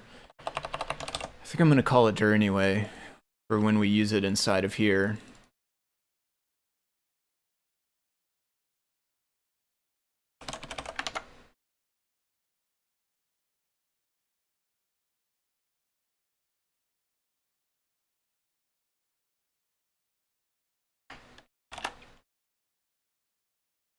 So then it would be dir, inner dir file.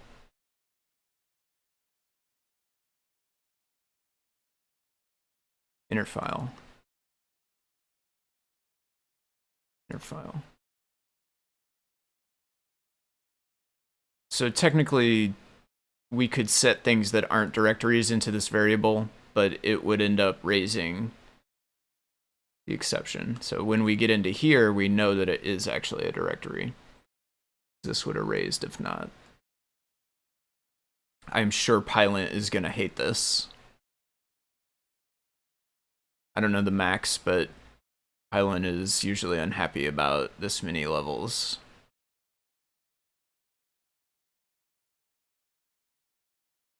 I think that logic is right, though.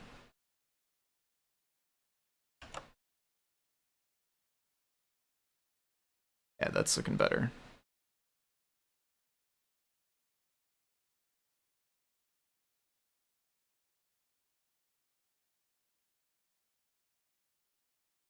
Okay, yeah, that's plain. So those do look correct to me, but we will, let's move some of them into folders.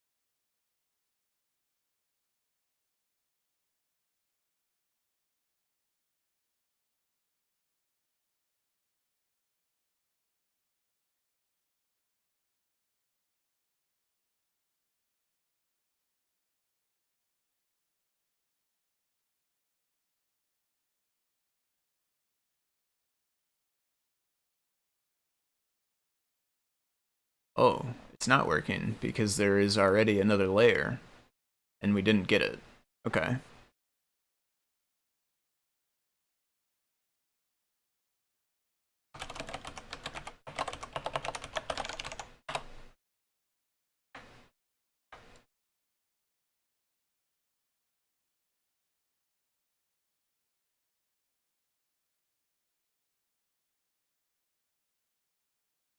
Okay, so artist, album, songs. So we actually do have some. We don't need any more. We do need to figure out why they didn't get loaded.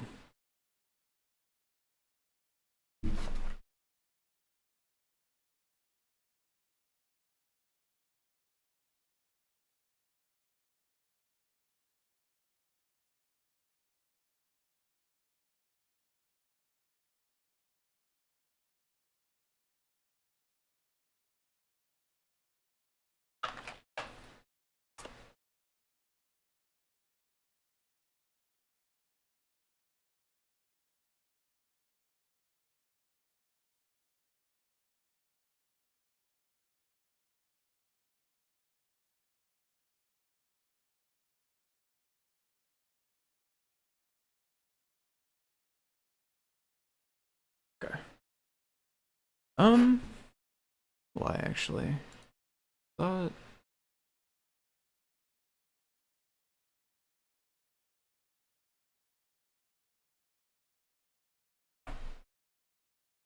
So this is building up root level dirs.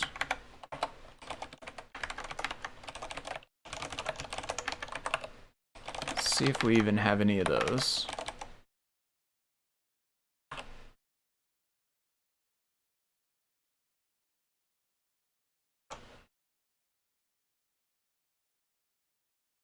No.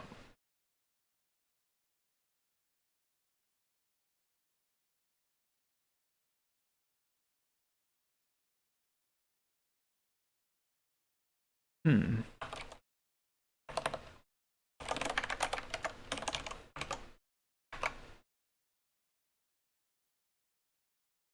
Okay, so it found this directory. This should be the only one that succeeds here.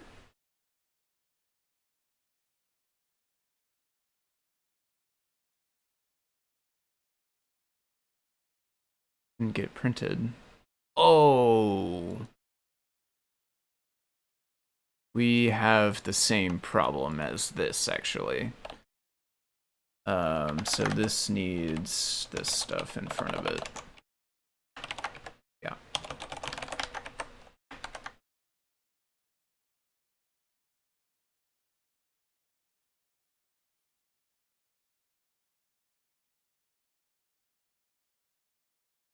There we go. Okay. Next problem is at 196. I think we need these anymore. Don't really need this anymore. Guessing this is actually probably the same issue again. Yeah, it totally is.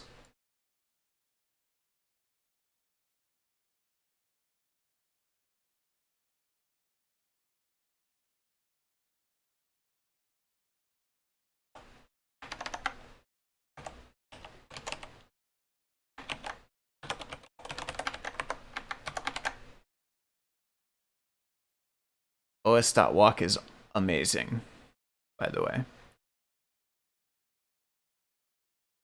Maybe we should implement that in the core. That would be like a fun stretch goal. Maybe that's like probably just on the edge of my capabilities. I could probably cobble that together. But it would be difficult. We're gonna have the same problem here.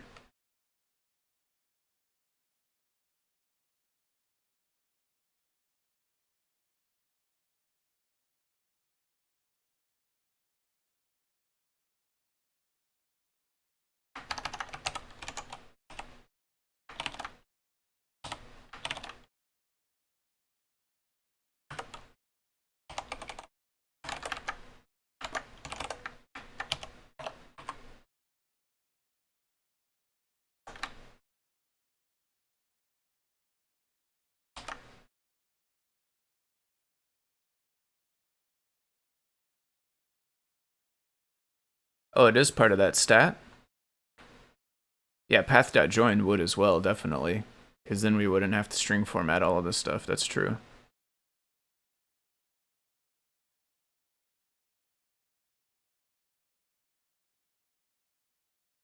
File name and 4. Interesting. But those that stat stuff does have an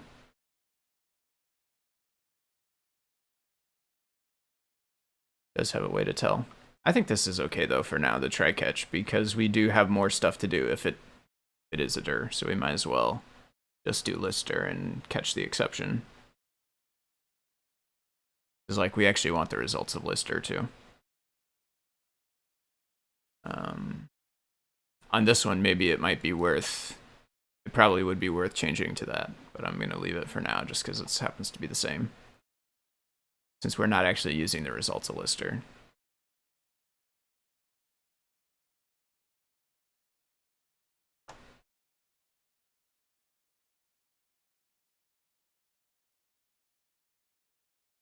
Okay, so it didn't crash,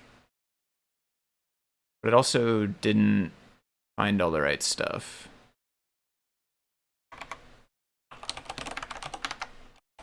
So maybe we did want this still.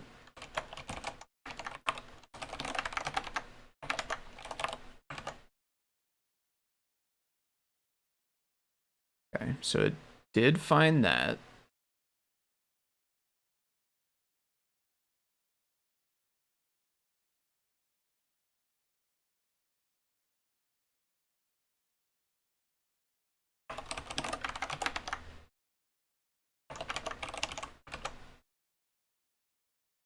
Are we looping over these things?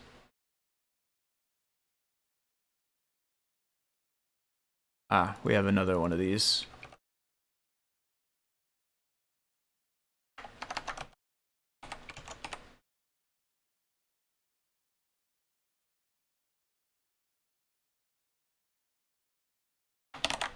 I feel like I have too many.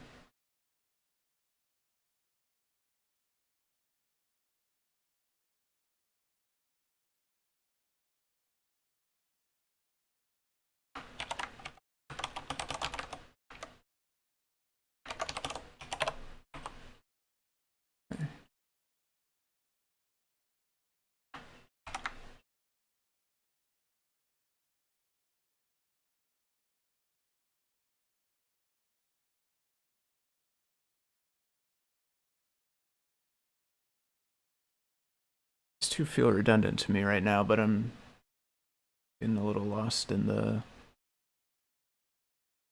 loops, to be honest. So we did that. That worked.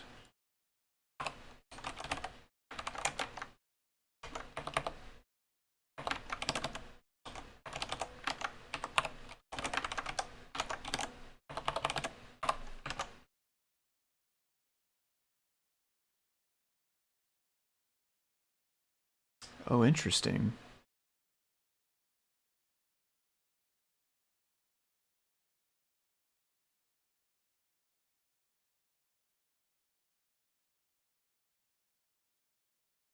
Do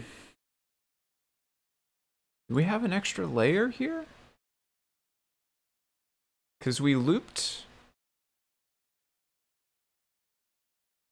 We never print the rest of the files, though.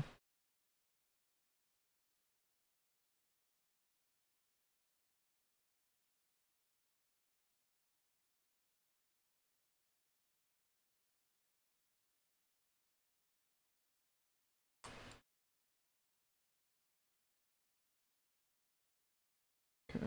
So we're looping through all the root level directories. The first, and in this case only one, is Trivium.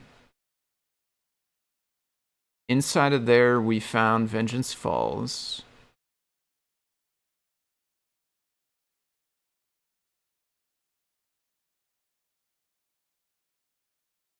Yeah, we have like an extra layer.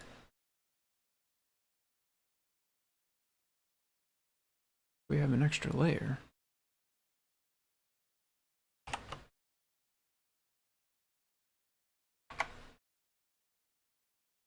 Inside of Vengeance Falls, we want to loop over all the files that we find, one of which would be this one. We don't want to bother checking directories anymore. Once we're inside Vengeance Falls, that's the deepest we're going. That's the second layer.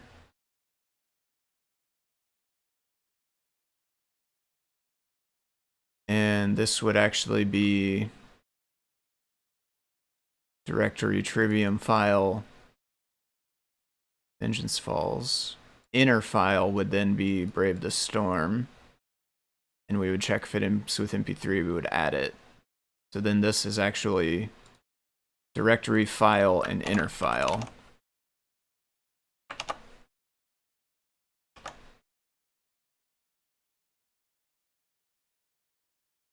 There we go, that's looking better.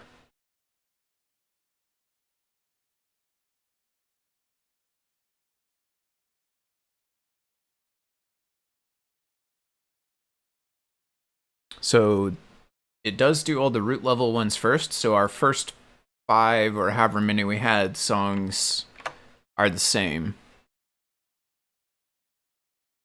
Oh, that's pause. I meant next track.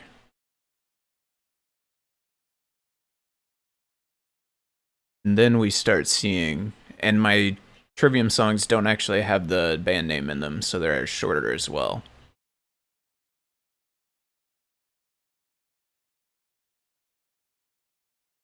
Okay.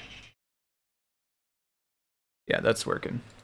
Hopefully that did not come through, because that's copyrighted music, probably. Okay, that's working.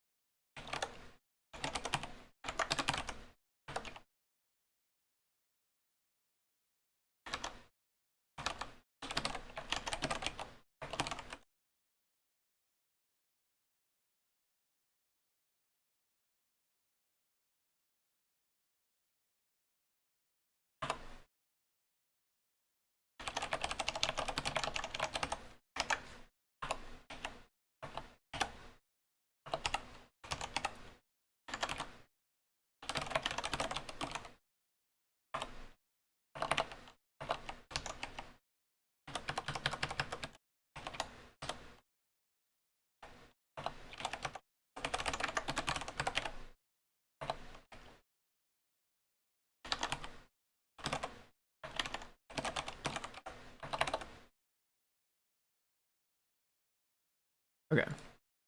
Be interesting if eventually we could append the artist name into the text that's up here. That way, if it's not part of the song name, you could still see it. But it depends. Like, if you want to use that functionality, you need to make sure that all of your MP3s have the same thing, right? You can't have half with band names in the MP3 name and half without. It would be either or.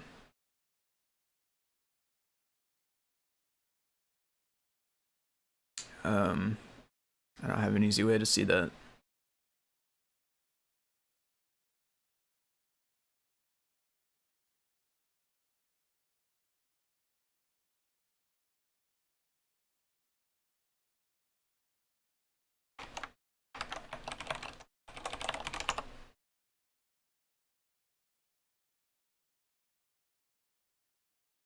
Okay.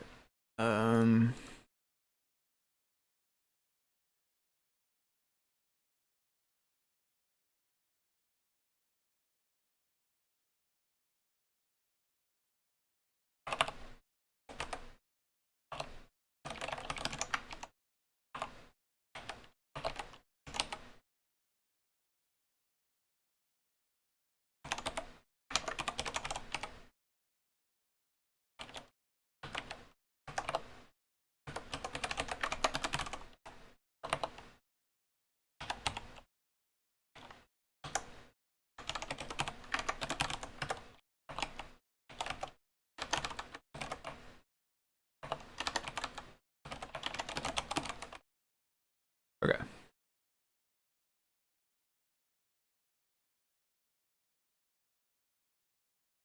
I think it's good to, sorry, I probably just jostled the camera quite a bit. I think it's good to clarify what it will and won't find. This is a nice, easy way to do it. This might even support, like, I don't know if it'll do bulleted lists in Sphinx or not, maybe. I don't know if we need that. I don't know, I think I like it better with that. Okay. We didn't end up using all of this stuff, I don't think, actually. Like this one, I don't think we use anymore, right? Well, okay, the code's still here, but it's not actually used, I don't think, right? If we run this again with it commented out, we get the same list. Yeah. And the files still work too. I'll test to make sure they still work. It could be neat if the base search directory would be an input. Oh, instead of defaulting to SD? That could be kind of cool. So that you could give it like my music and then it would look inside of there and go 2 layers deeper than that.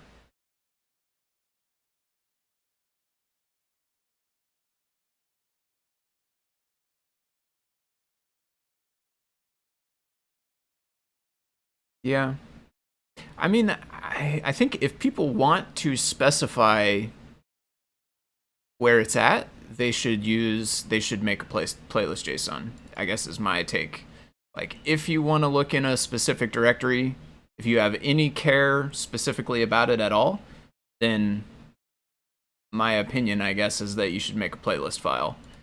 This is really for, like, you either didn't bother to set up the playlist file, or you don't want to set up the playlist file, or you don't care, you just want to play all the music it finds, in which case, like,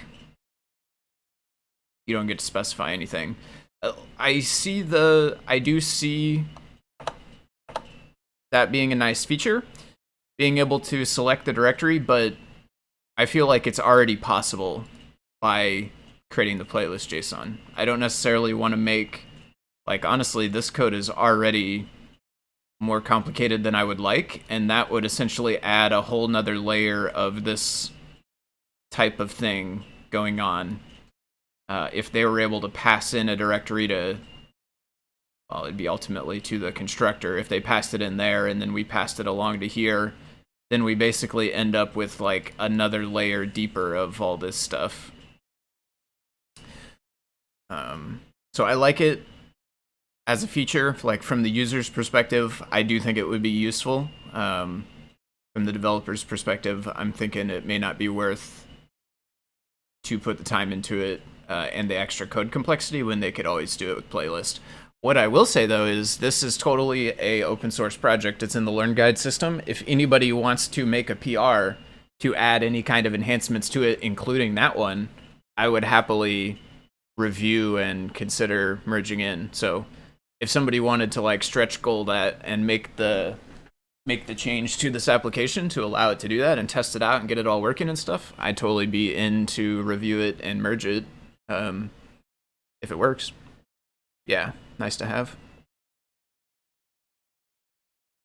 I think what we'll do is, I do kind of want to print this. Because actually what you could do is you could actually copy this too. You could copy this out of the REPL and you could paste it into here.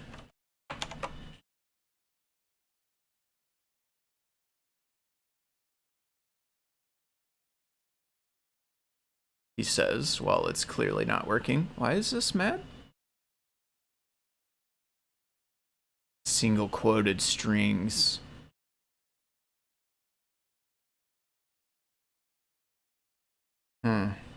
That's annoying.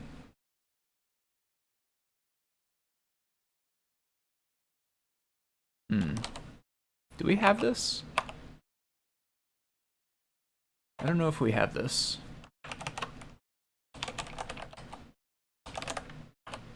No. Oh, why though? That's quite a bummer. Yeah. Okay. Okay. Okay. All right. All right. All right. All right. Yeah. Yeah.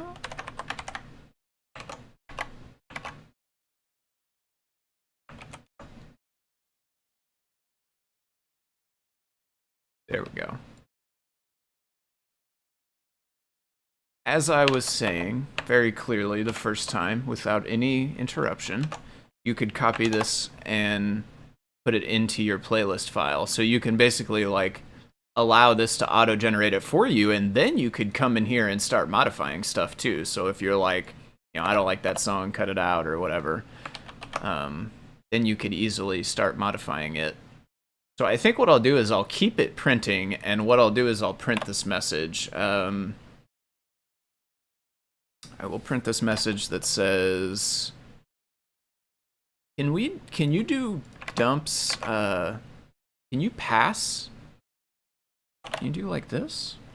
Does that work? That exists in CPython, I think. No. This is like the number of spaces or something, I think, in CPython. We'll do a more pretty print that looks like this. I'm able to format this after the fact, but obviously here it's just like scrunched in as tight as it can. Does anybody know if we have an easy way to format it?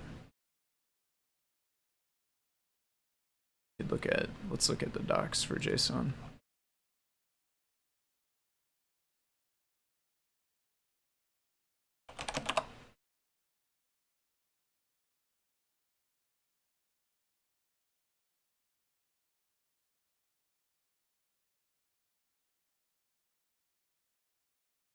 Nope. I'm pretty sure that's maybe I'm Python docs. Maybe I'm just remembering.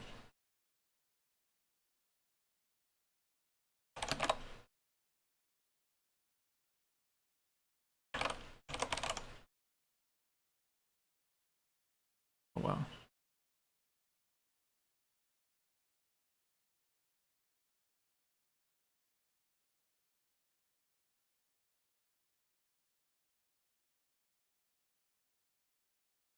Actually, I had no idea that it had this many extra things. Skip keys. Ensure ASCII. Check circular. Allow nan. Class? Indent. Indent equals. That's what it is. It's actually indent equals. So you would go like indent equals 4. Yeah, and PyCharm even knows, but I don't think CircuitPython supports this. Yeah. This would be cool though, if we had support for that. Oh, indent true. Indent true, it's not a number. Indent true.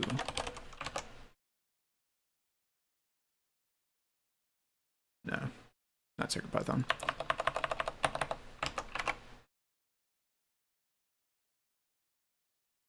Indent none.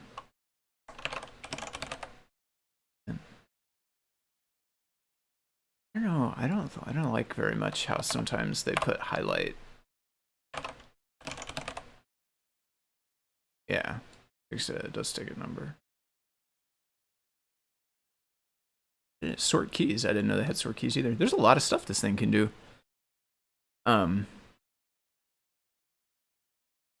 So yeah, maybe one day we'll come and implement indent inside of JSON.dumps in the core. That sounds like another thing that's like would be hard for me to do, but would be like I think I'm capable of it. That's kind of like right at around the edge of my capabilities. I think we probably cobble that together and get it to work.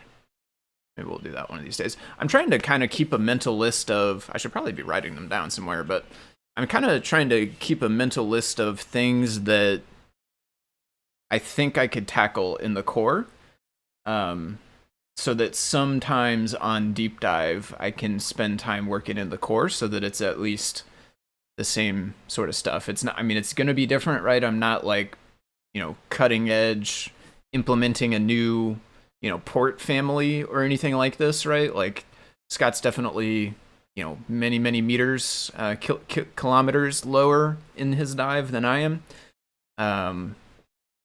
But I do think it would be nice if I can keep a little stack of core things that I could do and work on during deep dive streams. And it's like adding functionality to the core, which is cool, but also it's giving me the chance to get more experience doing that stuff. Get better at reading and writing C code for one thing. That sounds like a good exercise one day. I never did check back in on this. Got the green check. All right, good job. Okay, so I think what I'll do is, for right now, we'll just print it like that, and what we'll say is auto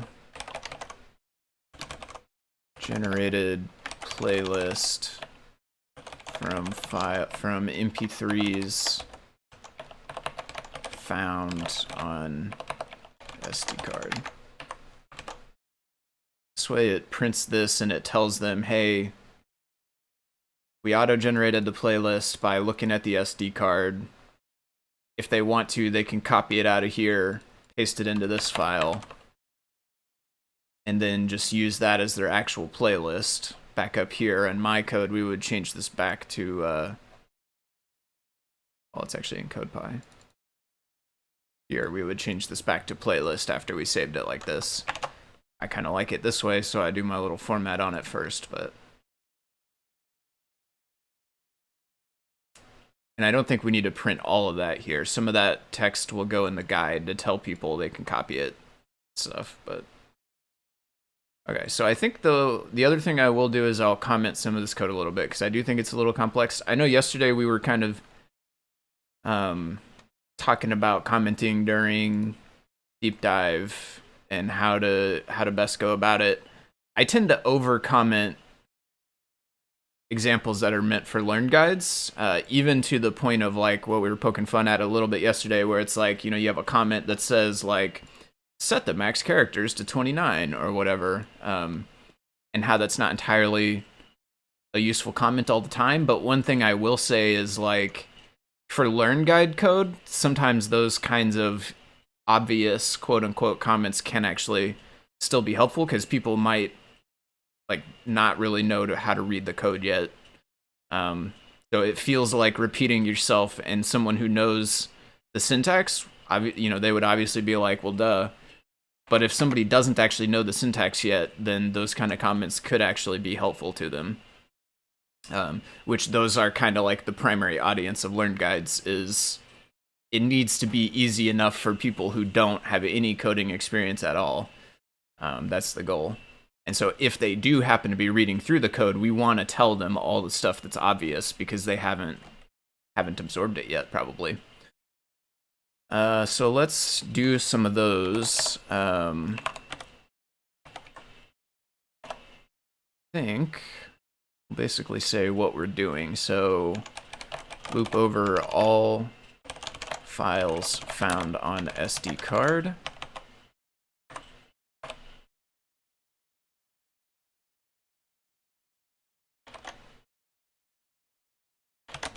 Check if the current file is a directory.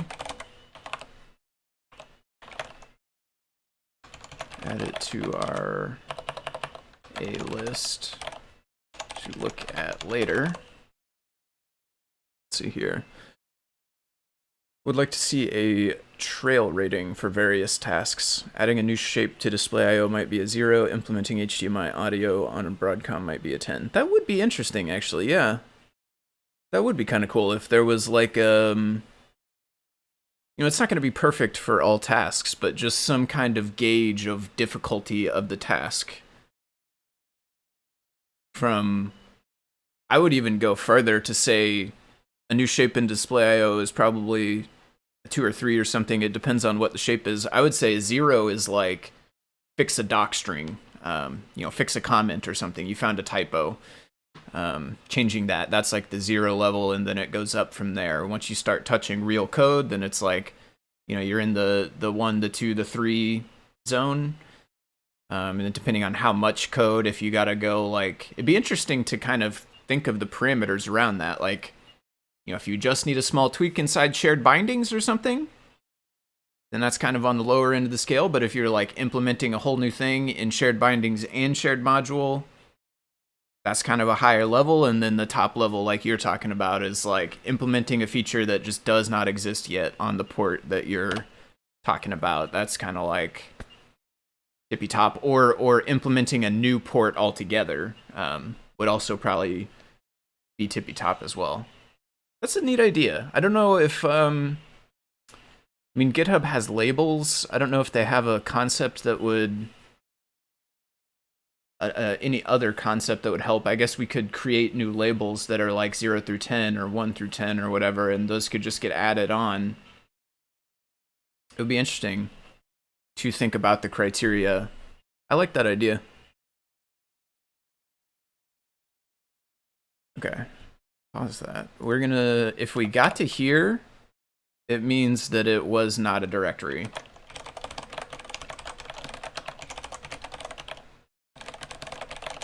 Nothing to do.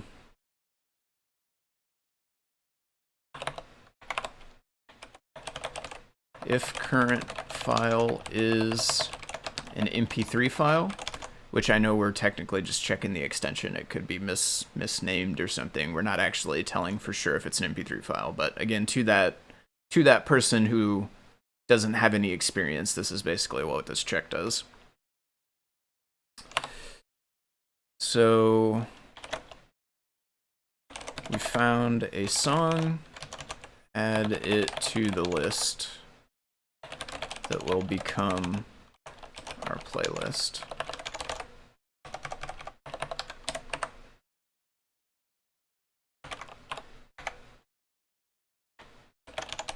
Loop over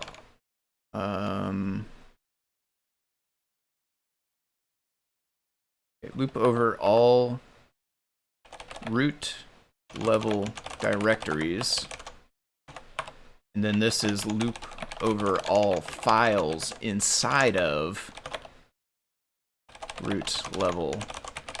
I'm going to say directory singular this time because we're inside this loop. So once we get to here, we're looking at a singular directory, the one that's currently stored in dir.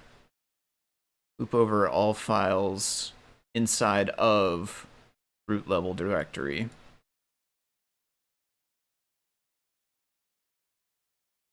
Okay, and so here's where I will say a comment for this line is a little tricky because we're sort of, this line does double duty. It does check to see if it's a directory, and then it also does loop over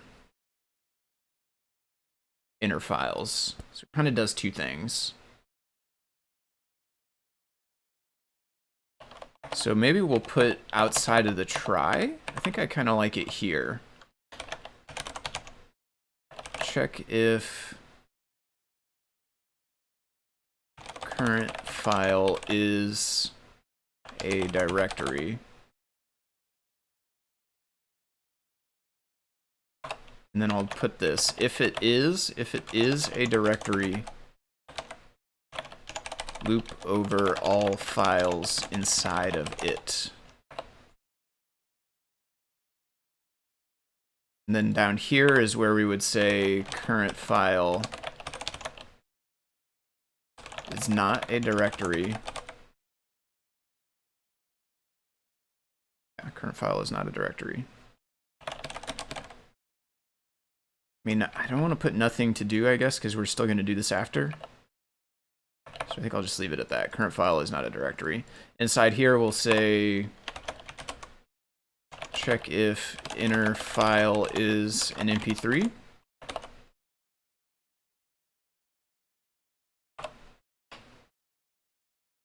And I'll basically just do the same thing here. We found a MP. I'm gonna actually change this. We found a MP3 file, which it should be an. Should it? An MP3 file? It sounds better to me. I think it's like consonant versus vowel, but this one is an acronym, which throws it off. I don't know. We found an. It sounds better to me that way. We found an MP3 file. Add it to the list that will become our playlist.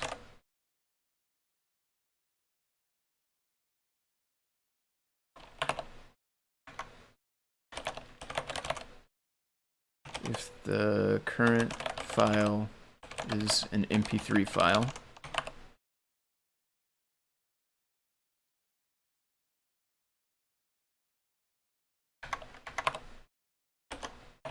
okay, so this is going to format the song list. Format the songs we format the songs we found into the playlist data structure, which is why we have all of this stuff. Even though we're not reading it out of the file, we want to keep this the same. That way the rest of the code just works without us messing with it. Print message to user, letting them know we auto generated playlist. I will also add a couple to here. So this is going to be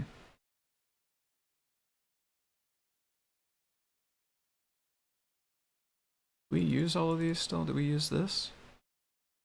Yeah.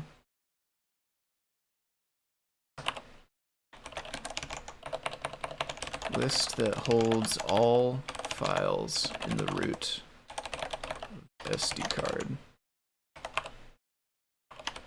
List that will hold all directories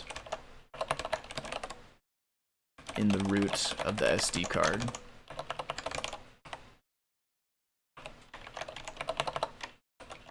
List that will hold all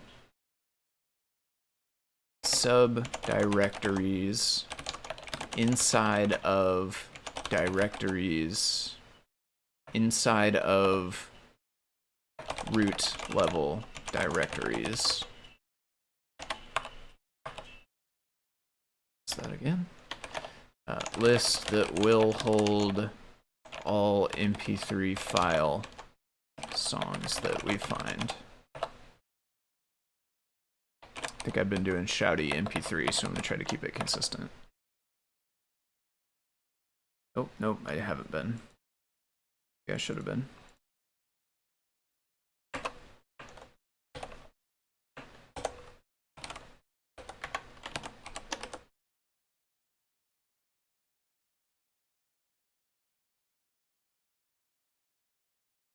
Oh.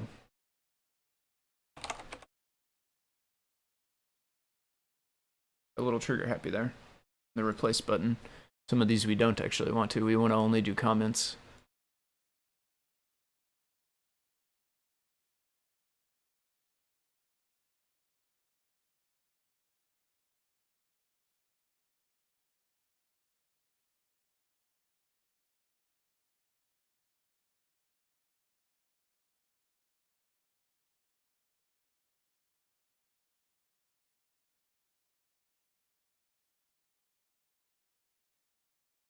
Okay. Got all the comments uppercase. I don't know, it's weird, I guess, to put the comments in uppercase when the files are in lowercase, but I feel like uppercase designates it as an acronym that is a file type. The extension happens to be lowercase, but like the type is still kind of a proper noun acronym type thing. I assume it's an acronym. I don't actually know what MP3 stands for. For me, it would be nice to know how tall I'll need to be to go on a particular PR ride. Yeah. Yeah, totally agree. That would be a very... I mean, we have the beginnings of that, right? We have good first issue, which is like, this is the level 0. But the gradients after level 0, between levels 1 and 10, the gradient in there, I do think it would be super beneficial for us to at least attempt to, you know, assign a rating like that to each PR, whether it's a core PR. Honestly, the libraries, it would be kind of cool to do as well. It's a relatively big effort, but like if we just got in the habit of doing it, you know, if the reviewers got in the habit of doing it whenever a new PR came in, or issue, of just like quickly taking a look and saying, okay, I think this is rated as a 5 or whatever. And then we could have a page somewhere, whether it's circuitpython.org or contributing page or somewhere, we would lay out like, you know, these are the kind of, you know, boundaries. These are the kinds of things we look at to determine, you know, the things we take into consider to determine those levels. Because it wouldn't be an exact science necessarily. Like, you know, it's not going to be like this is a you know, a 5.786 or anything super specific. And sometimes it'll be a little bit this way or a little bit that way, depending on who does it and how easy they feel some of the stuff is. Like some people, if they know more, they might be inclined to rate it lower, but it's a guideline at least. And I do think it'd be a really good idea. Really good way for us to get more members of the community involved, because it makes things less daunting. If you go to it and you look at it and you see that it's a 1 or a 0 or whatever, and you don't have a lot of experience, you could kind of, it does the same thing as that good first issue. It's lets you know like, hey, you could probably still do this. And if you've been working on CircuitPython stuff for a couple of months or whatever, you can start seeing, you know, 3 or 4 or 5. And you think maybe I could actually, you know, maybe I got enough knowledge now to start being able to tackle something like that. I'm gonna resume music because YouTube believes I have left. Or stopped watching at least, I guess. Although I'm not really watching. Should word that differently. So we got most of that stuff commented now. I'm feeling pretty good about this implementation. It's so kind of complex, like, you know, os.path join, like we talked about earlier, would be really nice to avoid some of this string formatting with a million slashes and stuff, but it's not the end of the world. I feel like with the comments here, it's pretty easy to follow all the logic.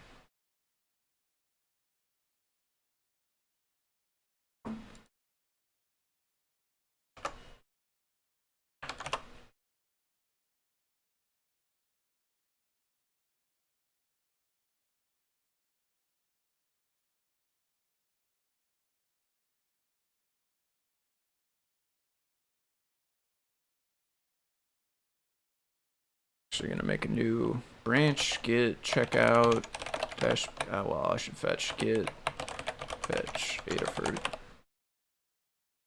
git checkout dash b Winamp auto playlist from main no track.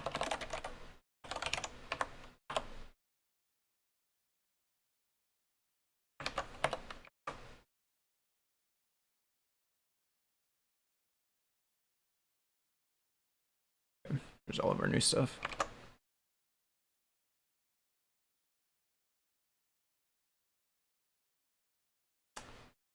And I don't think we need to change anything in CodePy. CodePy should still look at this file by default, I think.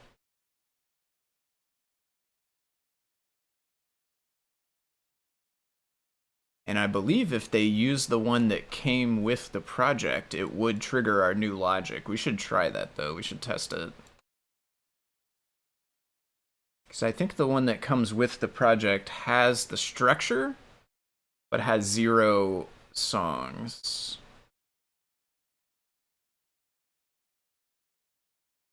Put one in here so that it would, yeah. I put one in so that it would show up on the file screenshot, and so that folks would have the template to start from. I don't think so, C. Grover. Yeah, we talked a little bit about os.walk. That's one that exists for CPython that is like the perfect tool as far as I'm concerned for walking data, walking directory hierarchies, I guess, aptly named os.walk. But our OS implementation doesn't have it, and I didn't see anything else. There may be something else that exists that I'm not aware of, but I didn't find anything on OS, and I'm not aware of another one. I guess storage, maybe storage. That's the only other thing I could think of. Import storage, your storage. No. This is like higher level stuff. This is like the drive itself, not really individual files and stuff on the drive. That would be another one of those things, though. Like maybe an implementation of os.walk inside the core would be pretty cool. I would definitely be happy to have that. You could implement it in Python as well. I guess you could make a recursive function that basically does this same sort of stuff, but isn't hard-coded to 2 layers. I think you could write Python code that does it. So maybe it doesn't need to be in the core. Oh, database. I see. Not that I'm aware of. The closest thing that I know of that we could possibly do is called SQLite. SQLite 3 happens to be the one that's most widely used, I think. This is a database engine that is made to be embedded into other things, like Android applications. I happen to know have the ability to have a SQLite database, and it's backed by a file. So theoretically, especially if you had an SD card, you might be able to find pure Python code that interacts with an SQLite 3 database file. I don't know for sure, but maybe that code is out there, and maybe it would work on CircuitPython. But you probably would want your database file to be on the SD card. It would be problematic to put it on CircuitPy because, of course, you would need to mount your storage as writable, and then go back and forth if you're trying to edit it on the computer as well. This is written in C, so maybe there's an opportunity to bring the C code into the core. But yeah, this is probably, if we're gonna get a database structure, my guess is this would be the one that is most likely to happen first, because my understanding is it's really meant for other projects to embed, exactly like what we would need. Oh, nice. You wrote a directory crawler using Lister. So that, yeah. So, and I assume you mean Python code, Neradoc? Wrote it in Python, not like added to the core?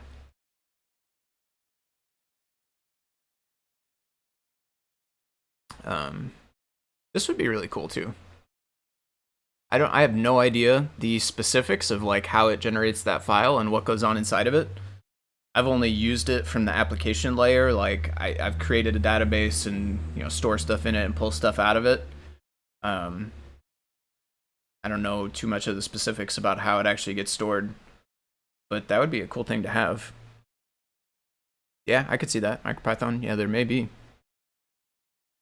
I would not be surprised. All right, so I don't think that I changed CodePy. I mean, I did change it by doing not playlist, but I don't think that change needs to go into the repo.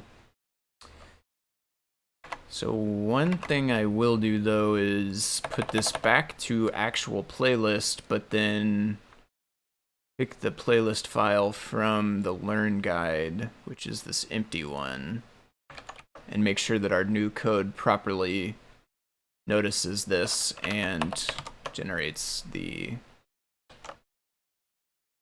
automatic playlist. Yeah, looks good. How's it going, buddy? You want to stay in one place so I can get a cat cam for you?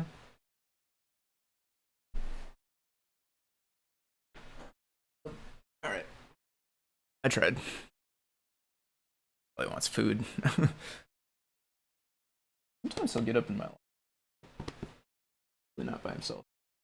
Sometimes he'll sit up here if I pull him up here. And very, very occasionally, maybe once every few weeks, he'll randomly just hop up in my lap while I'm working. Here, buddy. Come here.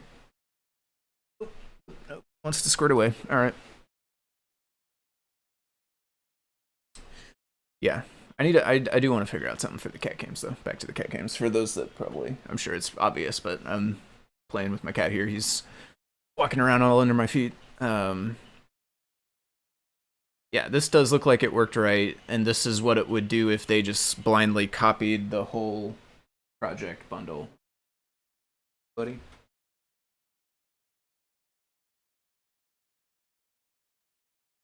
We gotta be careful, because eventually he's gonna just bite my leg. I don't know why, but he likes to get all cozy and like rub his head, rub his back all up on my leg.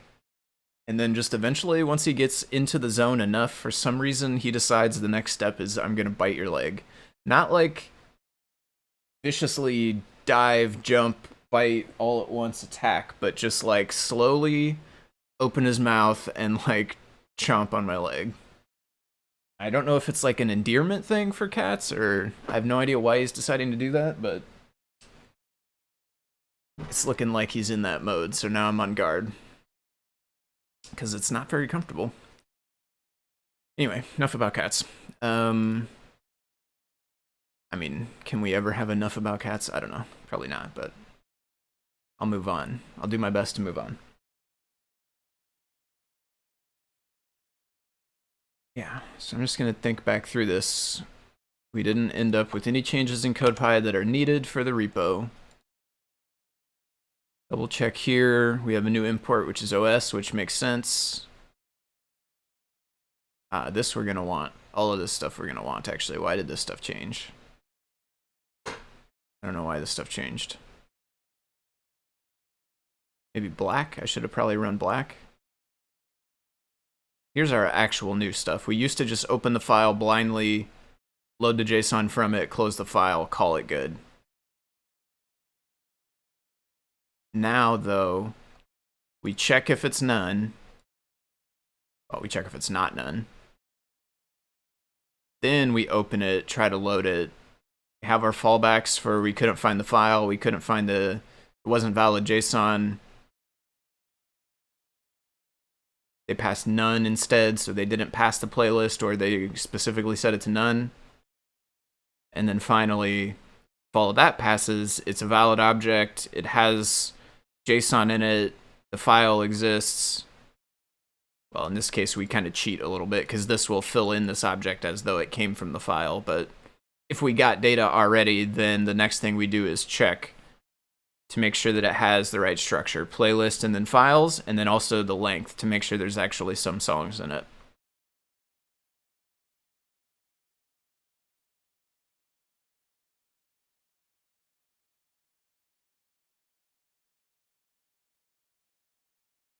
I do think we maybe want one more. Check if there are any songs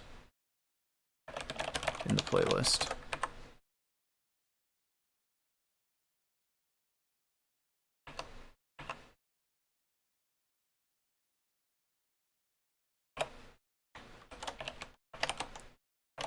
Playlist, JSON data structure, incorrect.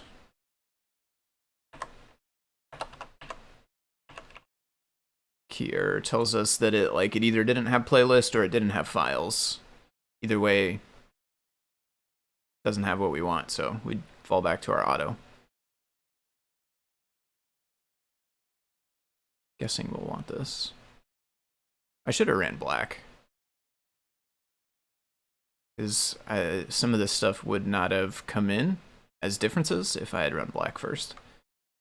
And I'm going to end up running black and then looking at this again. So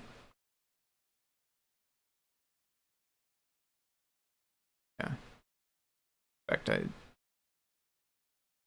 black might just change some of this stuff. Yeah. Just going to go ahead and run it. Okay, yeah, I changed a couple MP3s from lowercase black T Pi35. I think that's what we use. Winamp helpers. Well. Oh.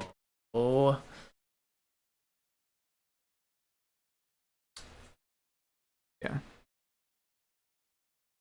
I made changes in here, and then I ran black without saving them. So black operated on the file that's on the drive without my changes because I didn't save them. Now I have this half mishmash of all the stuff black did, but none of the stuff that I just brought through a minute ago.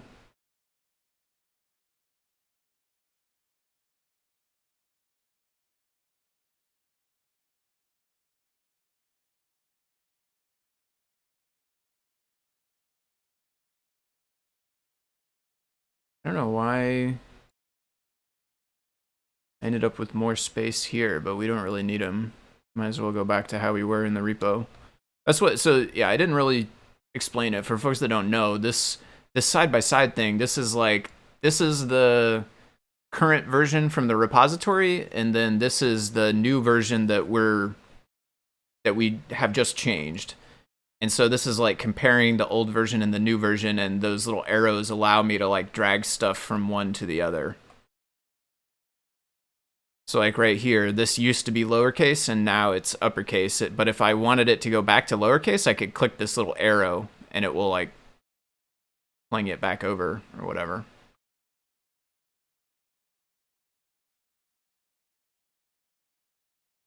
All right. This is looking pretty good to me.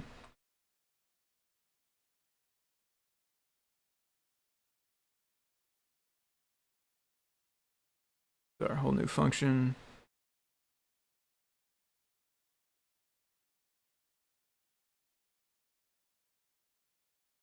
This is all of our new logic that uses our new function if the playlist is wrong for various reasons in our import. So really our changes boil down to import OS, new logic to check if the playlist is bad, and call the new function, and then the other change is the new function itself. And the only other stuff we did is like couple lowercase to uppercases. That does look like all a good list of changes. Don't know why all those things are listed, but we don't want them. Whoop. I'll save this. And I'm gonna run black again to make sure that I understood the state of everything. Yeah, so I ran black again and nothing changed, which means we had black already. And then we did our back and forth arrows and then we saved. We got the output of both. Auto playlist generation or PyPortal Winamp project.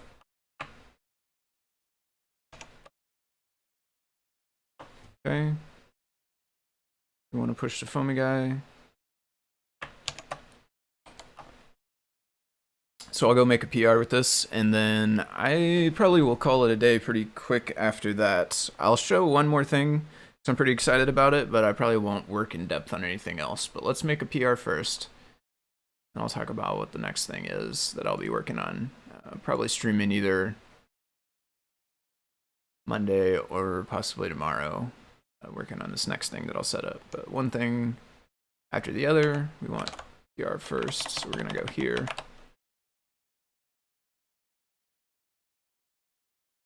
No, I don't want to buy followers or Prime viewers.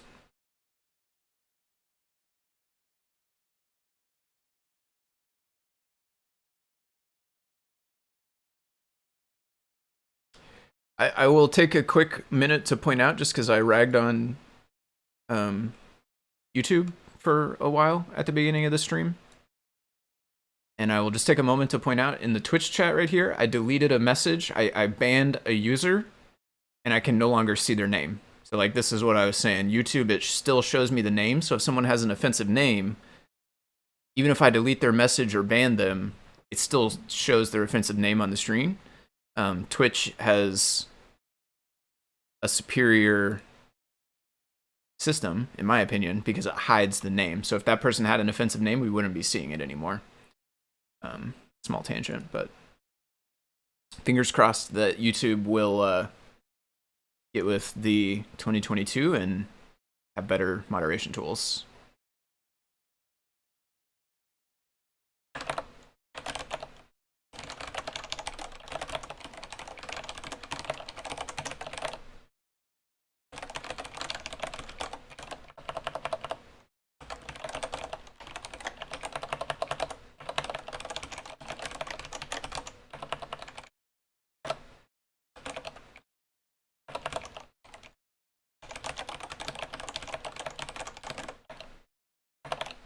Missing, invalid, or does not contain at least one song. Or let's just say empty, or is empty. No, because empty implies invalid JSON also. I mean, it doesn't matter. I'm splitting hairs, but I do want to be as specific as I can and correct technically if possible. So if the file is missing, invalid, or has no songs, we'll say listed.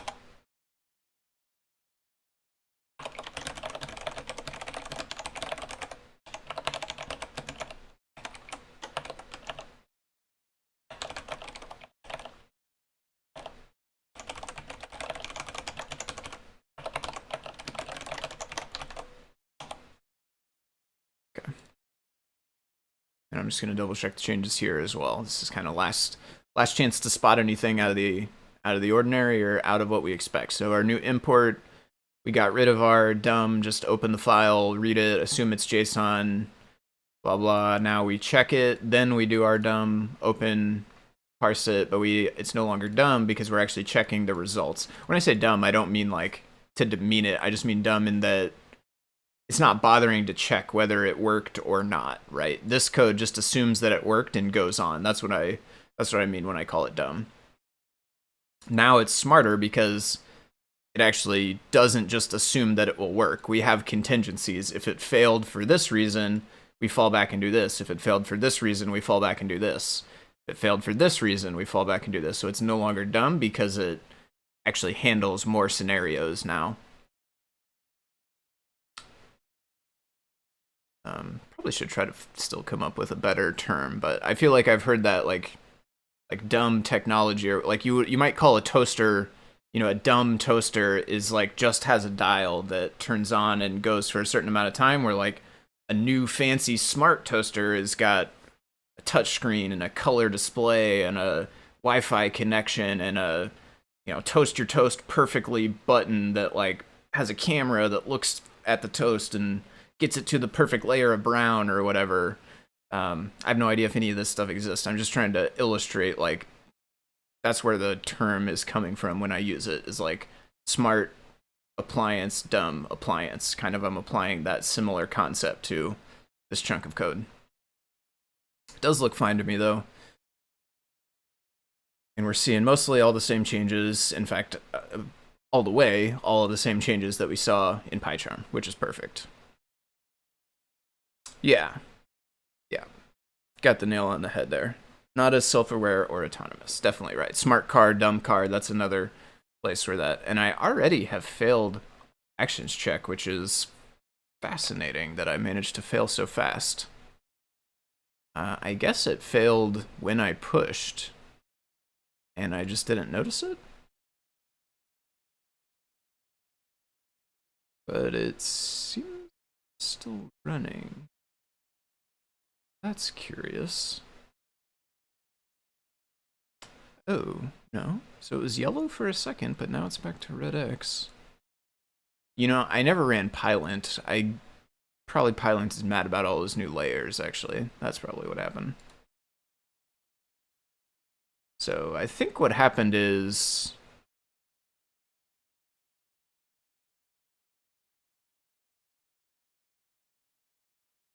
well, I was going to say that it failed when I pushed it, and then that it's not done running.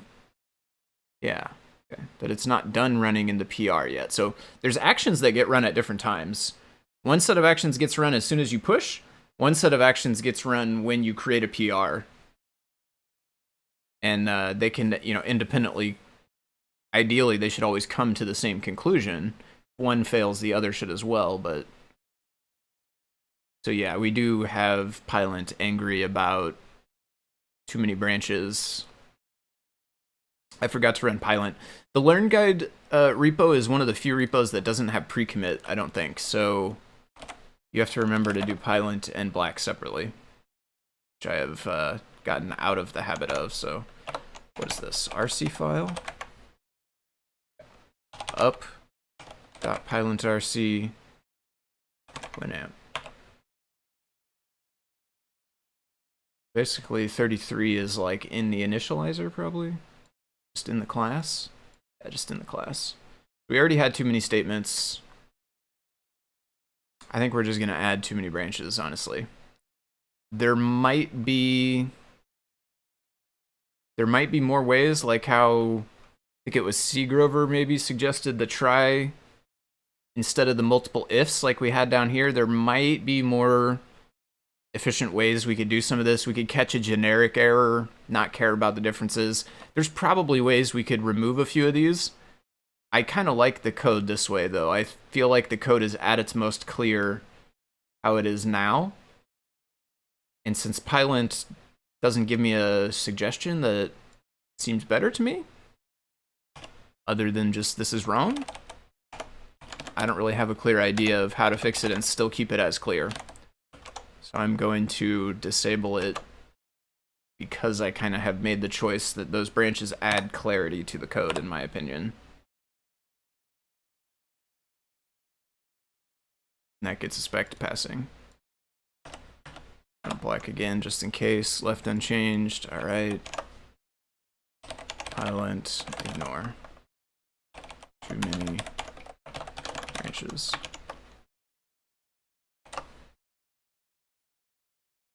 Yeah, I agree. Easier to debug. And as part of it, I put print statements in there. Like some of those different ones that now don't actually do anything used to print. And even if it just has a comment in it, that's like, oh, okay, no, this is fine. I was like, that looks very password-like, but it's a public, it's a certificate, it's not a key or anything. Token. That's actually what we're gonna look at next. This should be rerunning.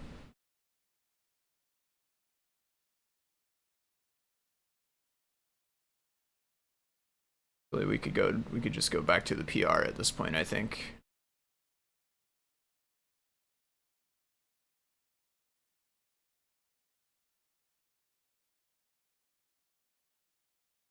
And then here, this will tell us if this one passes. So while we're waiting on that, I'll set the stage for the next thing I'm working on, and I'll show what progress I have so far. So, in Discord, you can actually follow along with the whole history of this if you want. In Discord, there is a thing called threads. And there is an archived thread called this NASA.gov TLS issue, and the whole history of what I'm working on is inside of here. So if you're interested in this, you can go read through this thread.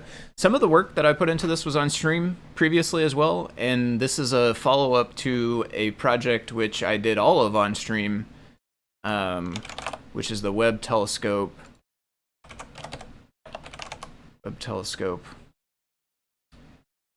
And so this warning right here is what we're trying to fix. Basically, when I made this project, it was before the telescope got to its destination, which is this L2. And at that time, the way that the NASA webpage worked, they did not publish a raw JSON data thing. The only thing that NASA provided was the HTML page, and the page itself, I believe, was getting rendered from a backend server like PHP. So the data still existed in a database somewhere, and it got inserted into the HTML when the page was requested. But at some point, they reached their L2 destination, and another thing that they did is change the website around. So it no longer shows like distance from and to, because it's not really moving significantly anymore away from or towards Earth or its destination. Now it's in orbit. It's staying roughly, I mean, it's orbiting, but it's staying the same distance roughly.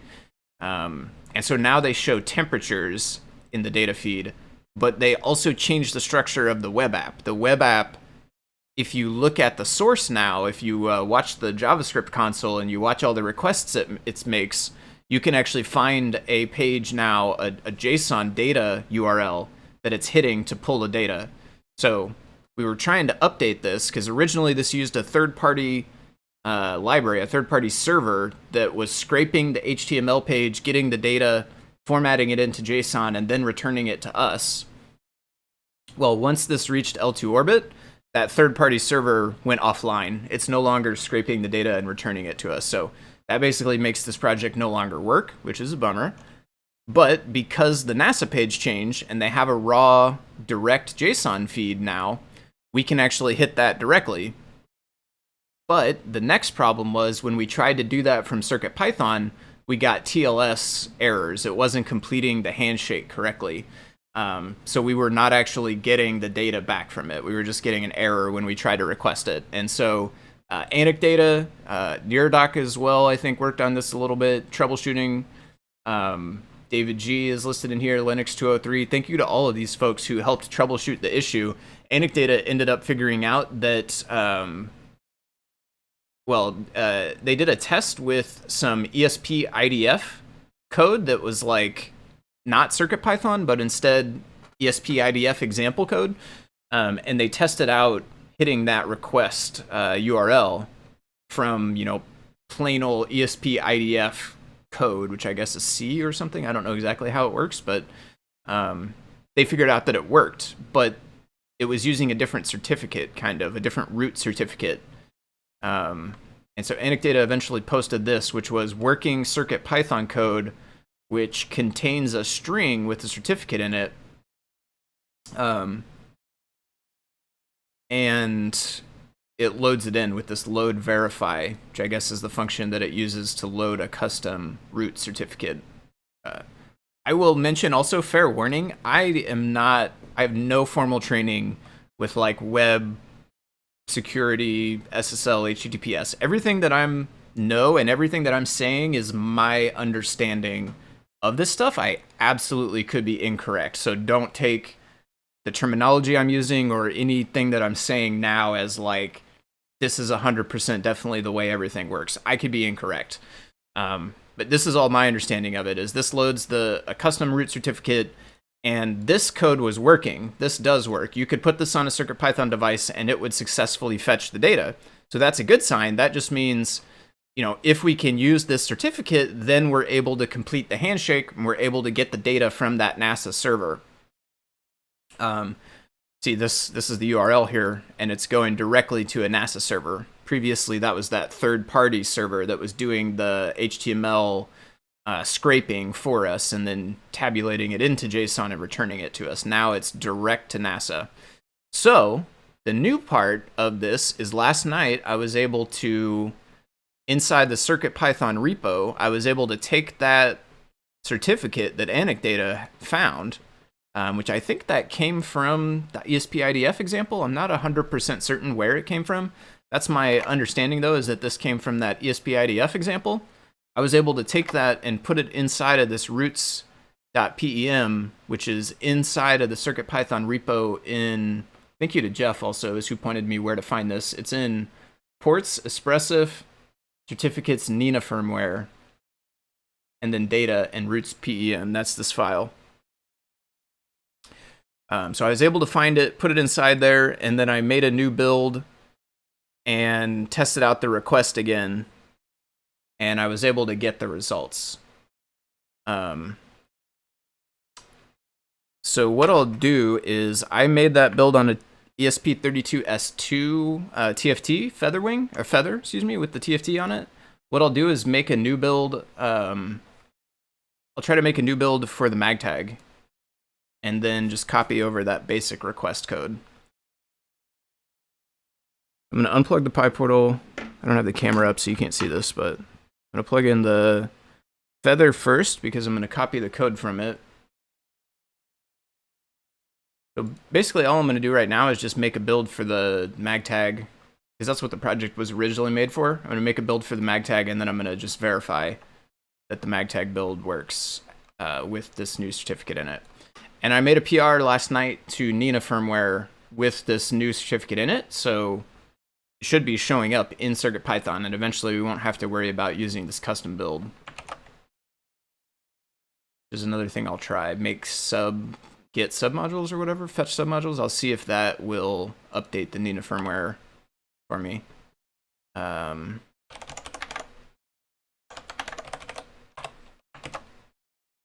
going to save a copy of this on my local drive. Unplug the Feather. Plug back in the mag tag.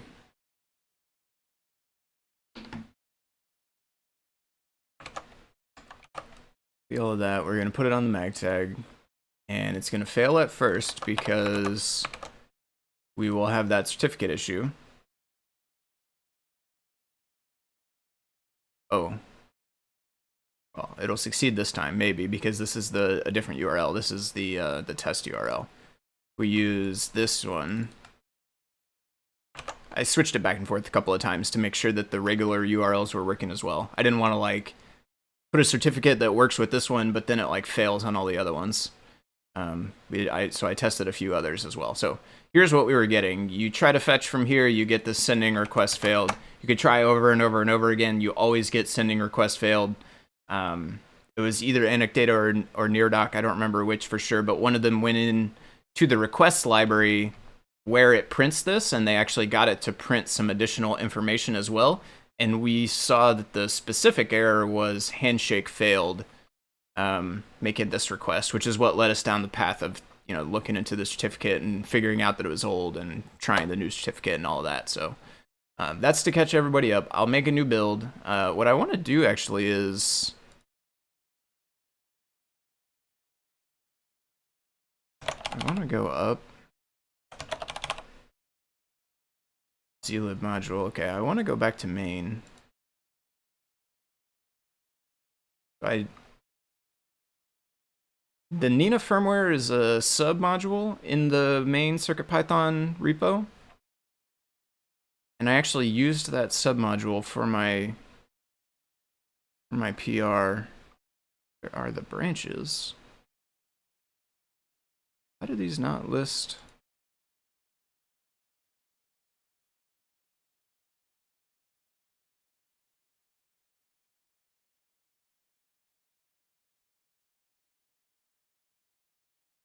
Here we go.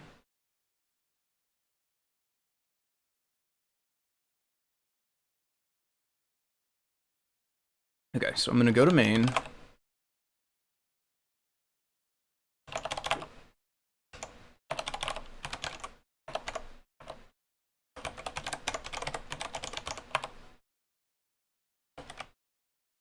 Modules. So the question is, does this update Nina? First question. I get skipped a bunch of things.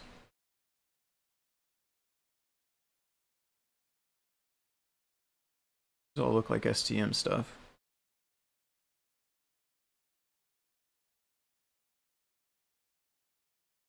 Got frozen libraries, including DotStar, which we looked at earlier.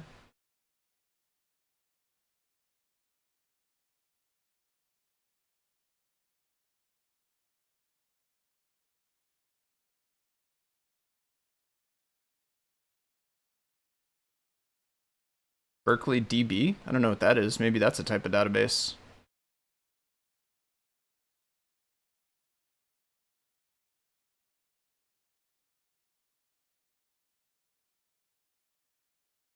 Nina. I broke it. I broke it because I renamed it from origin.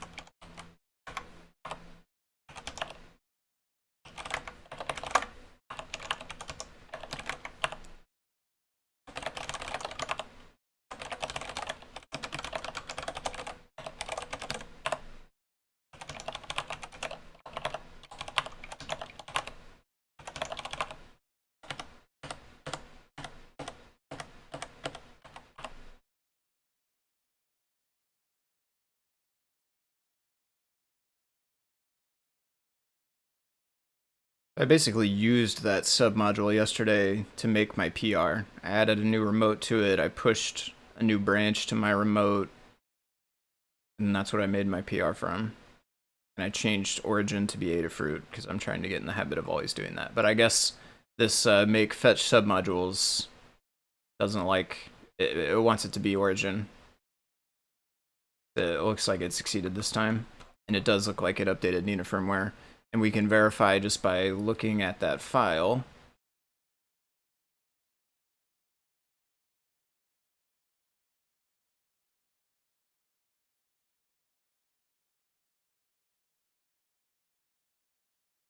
Interestingly, it's on different lines now. I'm a little surprised by, because one of the weird things was when I did check it in, I actually had tried making it on new lines like this, and it didn't work. And then when I actually checked it in, it was all on one line.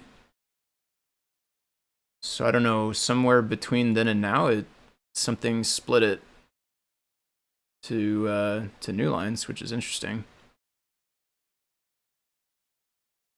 Hopefully it will still work.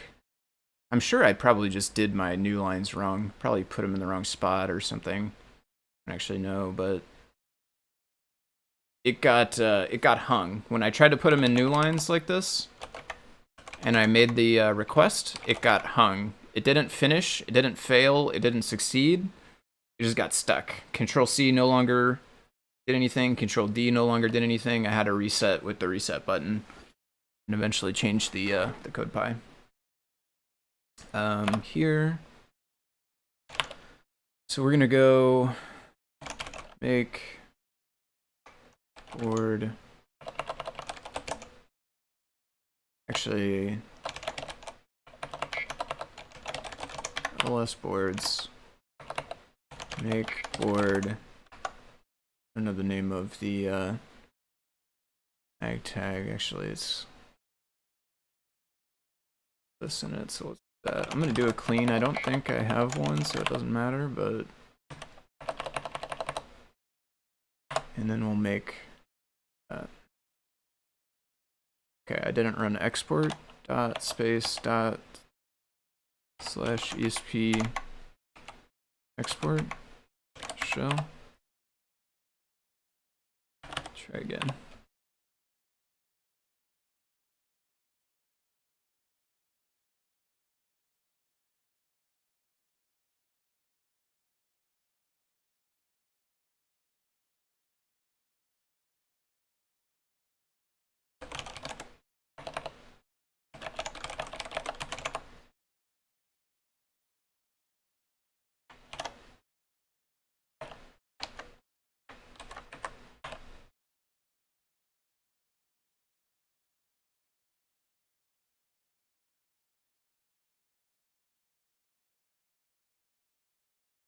Alright, so we get to wait on this build. I will go to bootloader mode while this is waiting.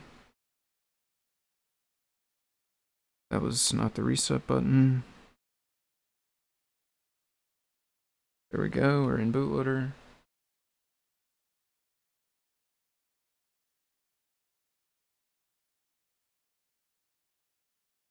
So there's our sending request failed, which is what we were getting over and over before. So with a touch of luck, this build will finish. We'll copy it to our device, and it will be able to succeed the request. We may still have to retry a couple of times, because the nature of microcontroller Wi-Fi is like it does still fail sometimes.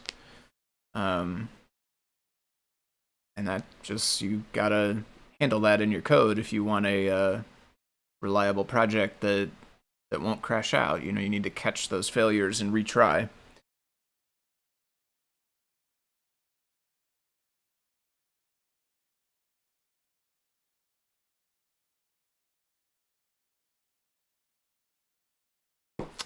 Today on Will It Build? CircuitPython with new certificates for the mag tag. Ooh, those look sort of error-like, but it's going on still, so it's not have been too bad yet.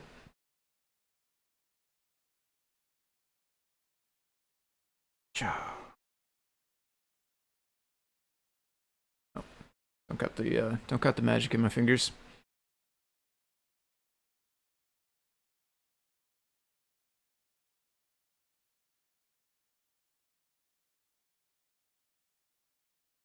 All right, we got it. Successful build.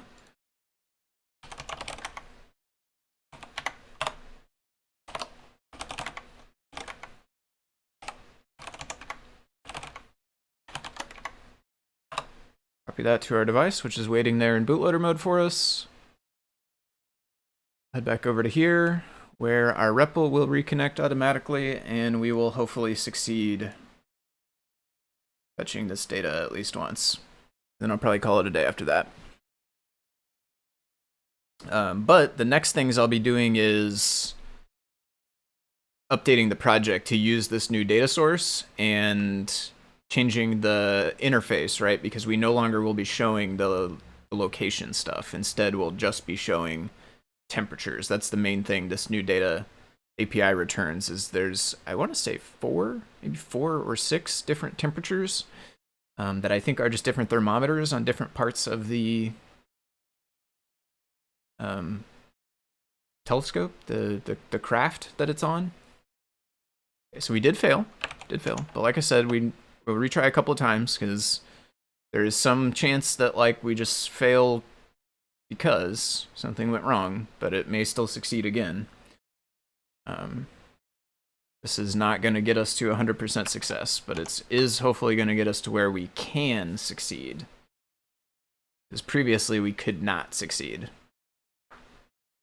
And we could go dig in requests and have it print out the error. We could see if we're actually getting handshake errors or not, but I'm just going to retry a couple of times here and kind of hope for the best. You know, the other thing I'll do is let's go look at the Nina firmware. Let's make sure we actually have the new stuff in our code. Looks like this passed this time. Oh, but it's still yellow here. No, okay, it's green now. I just didn't update. Okay.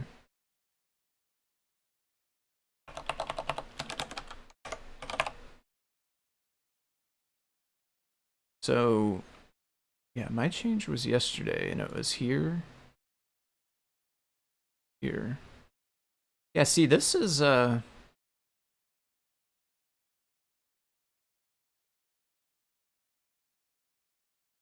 this is not new lined. Oh, we might have got in the stuck state, actually. Usually it fails faster than that if it's gonna fail. I'll let it keep going. Go back to here. Okay, M-I-I-E-N. M-I-I-F. The new one starts with F, so we don't have the new one, which does explain also why we have new lines.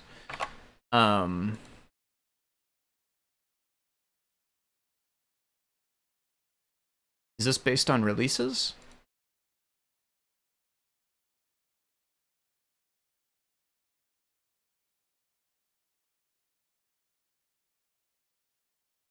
Oh, I don't have the rights to make a release. Alright, well, we might be stuck here then. I'll tell you what I'll do is I'll ask, because I don't know how this works.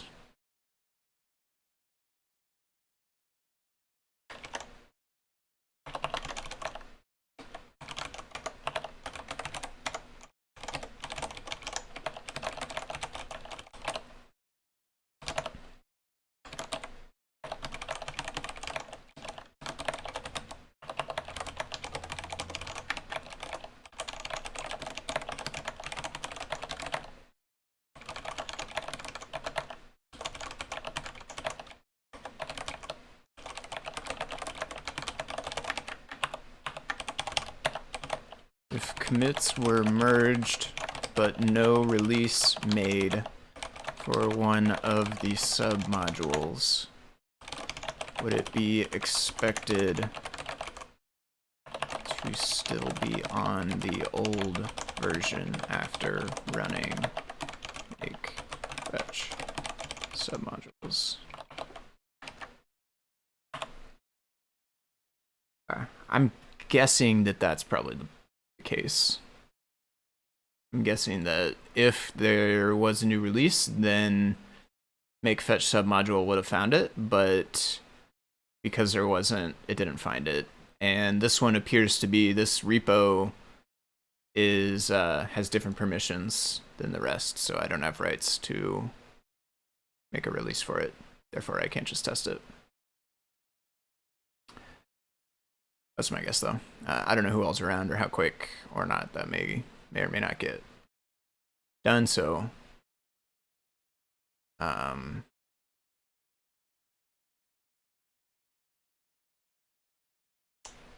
let's see. Maybe we can find this out a little bit for ourselves. What if we go in here? I am gonna head out here pretty quick, but I'll do a small bit of more poking around.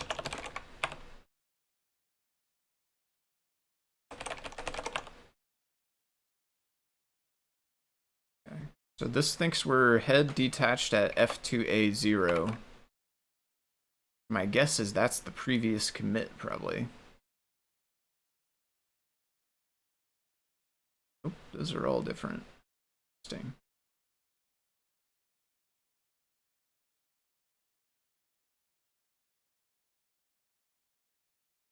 Even this is different. 104. Interesting.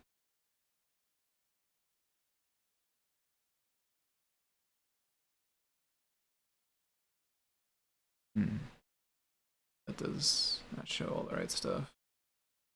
What I did yesterday is I actually opened the submodule inside of its own instance of PyCharm.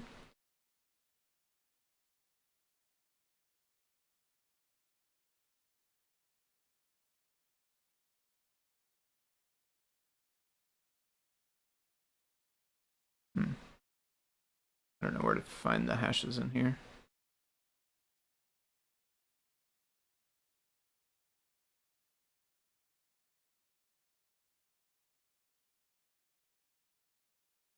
Updates here. That's just a list of branches. Yeah, I don't know. I don't usually use this this window inside PyCharm. I'm aware of its existence, but I don't have a lot of experience with it. You can probably tell because I'm unable to find what I was looking for, which is the commit hashes. I think that's probably the issue, though. I think it just needs to be released, and then probably it'll show up automatically. Theoretically, I could try to, like... I don't know, though. We're not on, like, a tracked branch or something.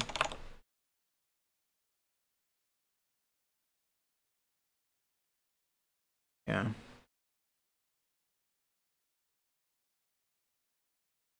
I don't know. I don't know exactly how submodules work.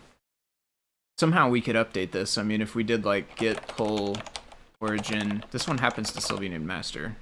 Them are main at this point, but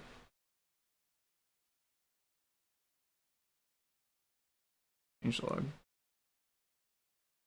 Oh, interesting. We actually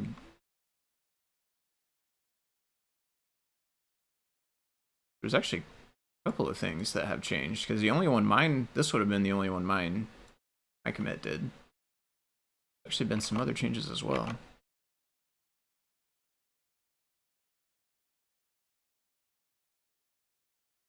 June 4th.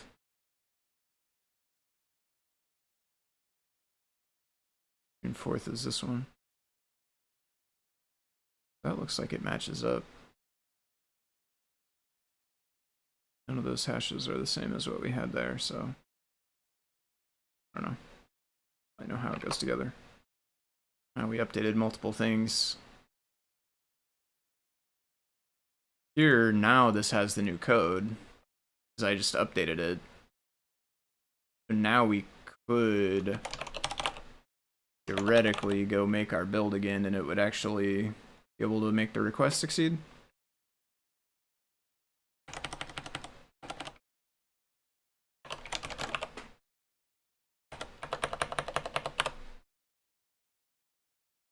All right, so I'll do one more build. I'll push it. We'll do a couple of Control-C, Control-Ds. We'll see if we get a success.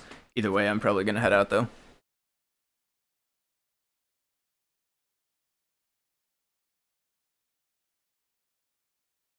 I am curious to try it because I did only test this on the Feather TFT. I did not test it on the MagTag at all before, which is the same main chip, so it should work the same, but has not actually been tested.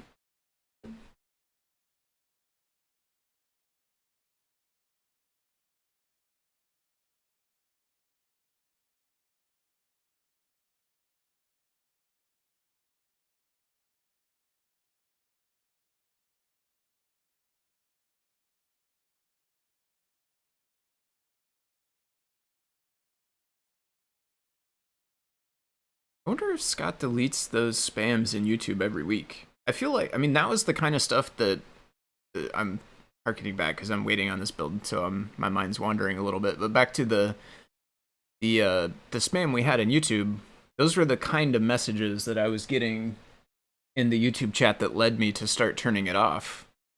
And I assume that that's a bot that's just watching for any new live stream that goes on and then commenting in it, but I've never seen that stuff pop up on Deep Dive. So I wonder if there's different settings that they're using that filter better, or if they are just really quick on the delete fingers and they just delete it real fast before I would ever have a chance. I don't really look at the YouTube chat either. I mean, I know it's on the screen in Scott's Deep Dive, so we would see it if it made it to there. I don't really go looking for it beyond that, but I don't recall ever seeing those, and they're pretty obvious because they use all those emojis in them. So they kind of stick out. Maybe that's something I'll ask Scott about, if that's a challenge that occurs during his deep dive streams or not. They have like better filtering set up somehow. I should figure that out and do that on my account as well. Looks like we got our successful build.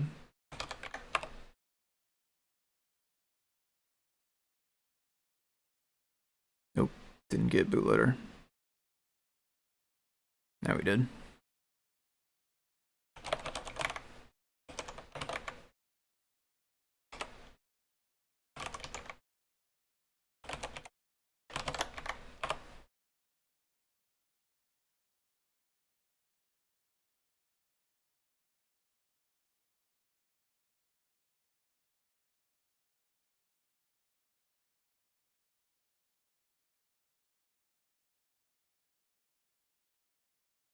Show you all the blinkies. It's about how fast the USB transfers data, I assume.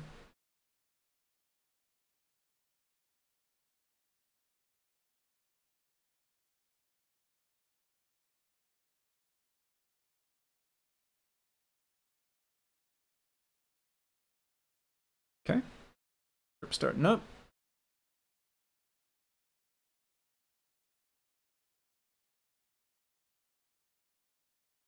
Oh, send request failed. Very good. Give it maybe 3 or 4 tries here. It didn't succeed the first time when I did it last night either on the Feather TFT. But honestly, my Wi-Fi. Yep, now we got it. I'm kind of close to my Wi-Fi router, but I will say, like, every now and then, like, it just gets in a weird state where, like, it just doesn't work anymore on CircuitPython devices, and I switch to another router, which is a little bit further away, but also set up in my house. And that one works for a while, and then eventually, whatever happens, it stops working on that one, and I switch back to the first one, and by that time, the first one starts working again. So there's some weirdness with Wi-Fi. We definitely are getting successful requests now, though. And this is the data that we are getting back, so this has legit data in it. The thermometer readings from all the different temperature thermometers that are just, you can see there's quite a few different ones, because there's different ones on different sides of the thing and stuff, from what I understand. Like, there's a cool side and a warm side and stuff like that. The webpage that all this comes from, well, it doesn't come from this anymore. Now it comes straight from the data API, but the web page where all this data gets displayed does explain more of this in a better way than I could. I encourage you to just search like James Webb Telescope, and I assume the first or among the top links will be the NASA page where all this data actually gets shown. But we're definitely succeeding, so we are ready with this new version of CircuitPython. Whenever Nina firmware gets released or whatever needs to happen for make fetch submodules to find it, whenever that happens, then the CircuitPython build starting at that point forward will be able to fetch this. And so then we'll be ready to update the Learn Guide project to use this new URL, and we'll change around the labels and stuff on the screen as well to show the new data, the new formats, and take away the kilometers and the old distances and stuff. So that's what's up next for me. Probably either Monday or tomorrow I will be streaming working on this. I don't know for sure if it'll be tomorrow or Monday. You can follow me on Twitch if you want. You'll get a notification whenever I do. And either way, I probably will be back Monday at some point to stream something, whether it ends up being this or the next thing. I don't know, but I probably will be back sometime Monday. Otherwise, my normal schedule is Saturdays at 10 a.m. Central Time, which was about 3.5 hours ago from right now, roughly. So whatever time it is right now in your time zone, 3.5 hours ago on Saturdays, that's when I start streaming in your time zone on Saturdays. And then starting next week, I will, on Friday evening, be a guest on Deep Dive. I'll get beamed in. We'll video chat with Scott for a bit, which I'm also excited about because I have not had a chance to just sit down and kind of chit chat with Scott really about anything. So like, I mean, obviously we're in the meetings every week, so like we talk to each other this way, but I've never just sat down and had a conversation like introduction and talk about, you know, each other or past and any of that, like just sort of, you know, meeting people, conversation stuff. So I think that will be fun. I'm looking forward to that. That'll be Friday evening. And then the next Friday after this one, I will be doing Deep Dive by myself, but it will be back on the Adafruit channel. So we won't be on my Twitch and my YouTube and stuff. We'll be on the Adafruit one, the same old place that Deep Dive happens today. And then I'll just be doing Deep Dives Friday evenings for a while. And I'll get going a couple weeks. I'll figure out if I'm going to tweak my Saturday schedule or not. I may end up pushing it back later in the day, or I may end up going shorter, like I did 3.5 hours today, which is kind of long. Usually I'm right around 3 hours. I may tweak the schedule. I don't know exactly how it's going to go. I'll get a feel for it once I start doing Fridays. But to start with, at the very least, I'll be doing Fridays at, it's 4 p.m. my time, which is Central. It's 2 p.m. Pacific, which is Scott's time, which is normally what Deep Dive is advertised in. And then I'll keep the same schedule for now on Saturday, so 10 a.m. Central, I'll plan on it. But maybe after a couple of weeks or a couple of months, that may change. But you missed quite a bit. I'm on the way out, but welcome, Gordy G. You missed. I'll give you a quick recap. What are the things we did? We did a typing PR to start with. So if you're interested in reviewing PRs or doing helping us out with typing, I encourage you to watch about the first probably 45 minutes to an hour was reviewing a typing PR and testing it out. After that, we did a bunch of work on the Winamp project. We wrote code to automatically find MP3 files on the SD card in case the user did not supply a valid playlist. It will just automatically try to find the files. And then the very last thing that I did, which is what's on the screen still now, was talked about this new certificate that we got, root certificate for fetching this NASA data about the Webb telescope. And I built a CircuitPython with that updated certificate, and I tested it out on the mag tag here. And that was the last thing I did. Although it does appear to be stuck here. Interesting. And it does seem to be in that state where it doesn't really respond. You know, a couple of times, though, I had it where I pressed Control-C and it didn't respond immediately, but it did eventually break out. So there might just be something internal that consumes the time and doesn't allow the key raise to happen until after a while. I don't know. I also don't know. I could have reset it weird or Lord only knows. I did back and forth reset a couple of times here when I was looking at this, but those are the things I did. So check out the VOD. Obviously, is on YouTube or Twitch. I think it goes away eventually from Twitch, but you can watch it on YouTube forever. I don't really go back and delete them. So watch if that stuff sounds interesting to you. Thanks for tuning in, and yeah, I'll be back sometime Monday, and then next week for sure, and then deep dives starting next week, like I just discussed a minute ago. So thanks again. Let me check. I can't really read all of that. Let me pull the actual chat. I have is my Twitch window open, and I can see that you said something. Eyes are not quite good enough to read all of it. Typing sounds interesting. Imagine there will be timestamps. Yeah, I'm working with... I'm trying to work actually with Ask Patrick W. Thank you to Ask Patrick. They sent me a link that is for a YouTube API that allows you to pull a transcript. So I think it's probably the same thing that feeds their closed captions.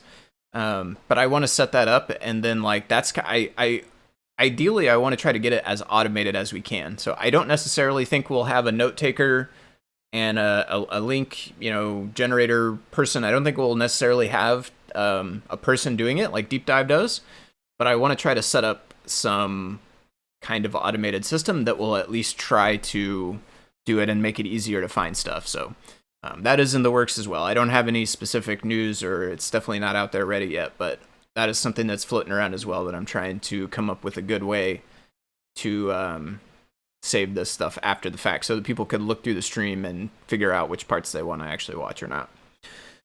So yeah, thanks, Gordy. Thank you to C. Grover for helping out earlier, as well as tuning in. Dexter, thank you. Neardoc. AT Makers Bill was here for a while. Sublime. Thank you to all you folks for watching, and I'll catch you next time. Thanks.